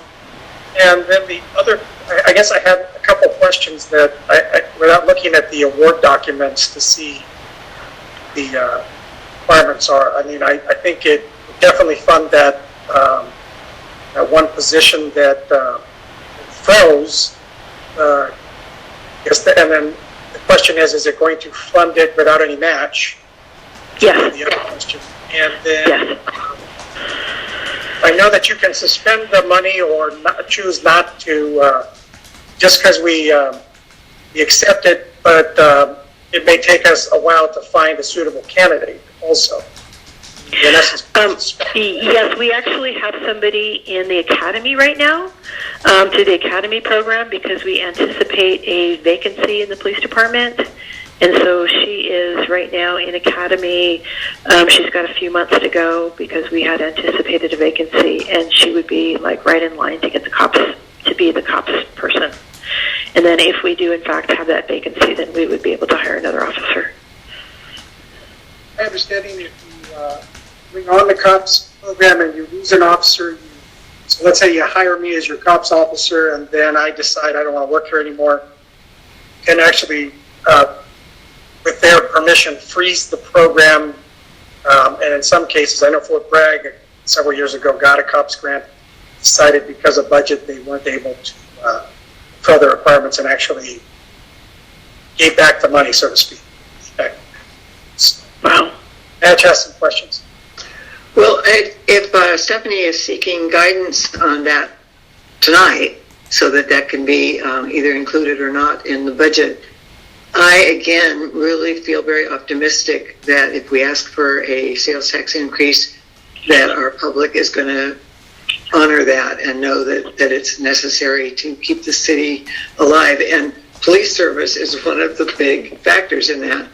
And we have already been stretched really very, very thin with our police department. So in hopes and anticipation that we will have enough money to continue to fund that program after the subsidized 3 years is up, I would support putting that in. Great, then I'll prepare whatever needs to be prepared for the budget. We should hear from the other council members. Yes, I'm sorry. Yes, if I've got two people, I can put it on, but I only have one. So, This is Sabrina. I agree with Matt, but I also have a question. Do we have to use is there an allotment of an amount of money, or is it a position? Because you said we have somebody coming out of the academy, but would it be advantageous of us to select somebody at a higher level of pay? I guess it depends on timing. I know that this person wanted to come on board with Willits, and so we were anxious to sort of have her. And so it's like, okay, we're going to have some funding somewhere. And so it would be sort of, so we're keeping our flexibility. Again, if we do have a vacancy, we'll have some room there as well. The I cops, can't it has to be a new position, a new person. It has to be a new position, yeah, a new person. But I think what Sabrina's saying is maybe we get a more advanced person. But I think that this candidate, the police chief had recommended as being particularly good, so. Can I chime in? Yeah, please. The grant, you create a budget, and usually it has the assumption that it's an entry-level person, unless the award document has it as a higher paid individual. So it's usually, you assume you're going to go hire John Doe, who's never been a police officer at this step, and the budget is created that he moves on, or he or she moves on the different steps as it goes up. So I don't think you can say, hey, we're going to hire a 10-year veteran at a higher rate, and I think the grant's only going to reimburse what the grant award said it was going to. Yes, that's my understanding. Yeah, because I'm currently managing one for Lakeport. That it's whatever the grant award says.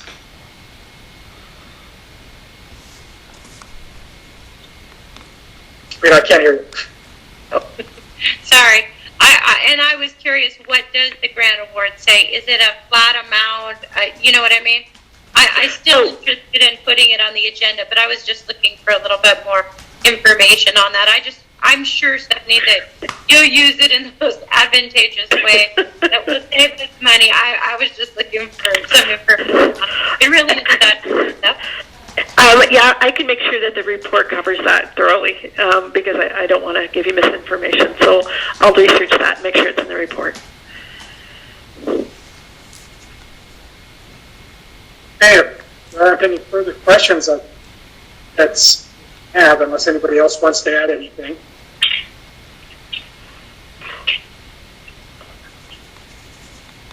Motion to adjourn. So let me just clarify, our direction is just to continue on with the budget and clean up what needs to be cleaned up and present you with what we've talked about tonight? That's what I understand, and that with the understanding that as Andy gets better numbers in September, we're going to come back and put it up again. I think we're doing the same thing everybody else across the states. Yep. Okay, sounds like we have good direction then. That's waving goodbye. I assume that. All right. Thank you, everybody. Thank you. Thank you. Thank you, Jerry. On the budget. Yeah, thank you, Andy and Stephanie. Excellent. You're welcome. Good. All right. Good night.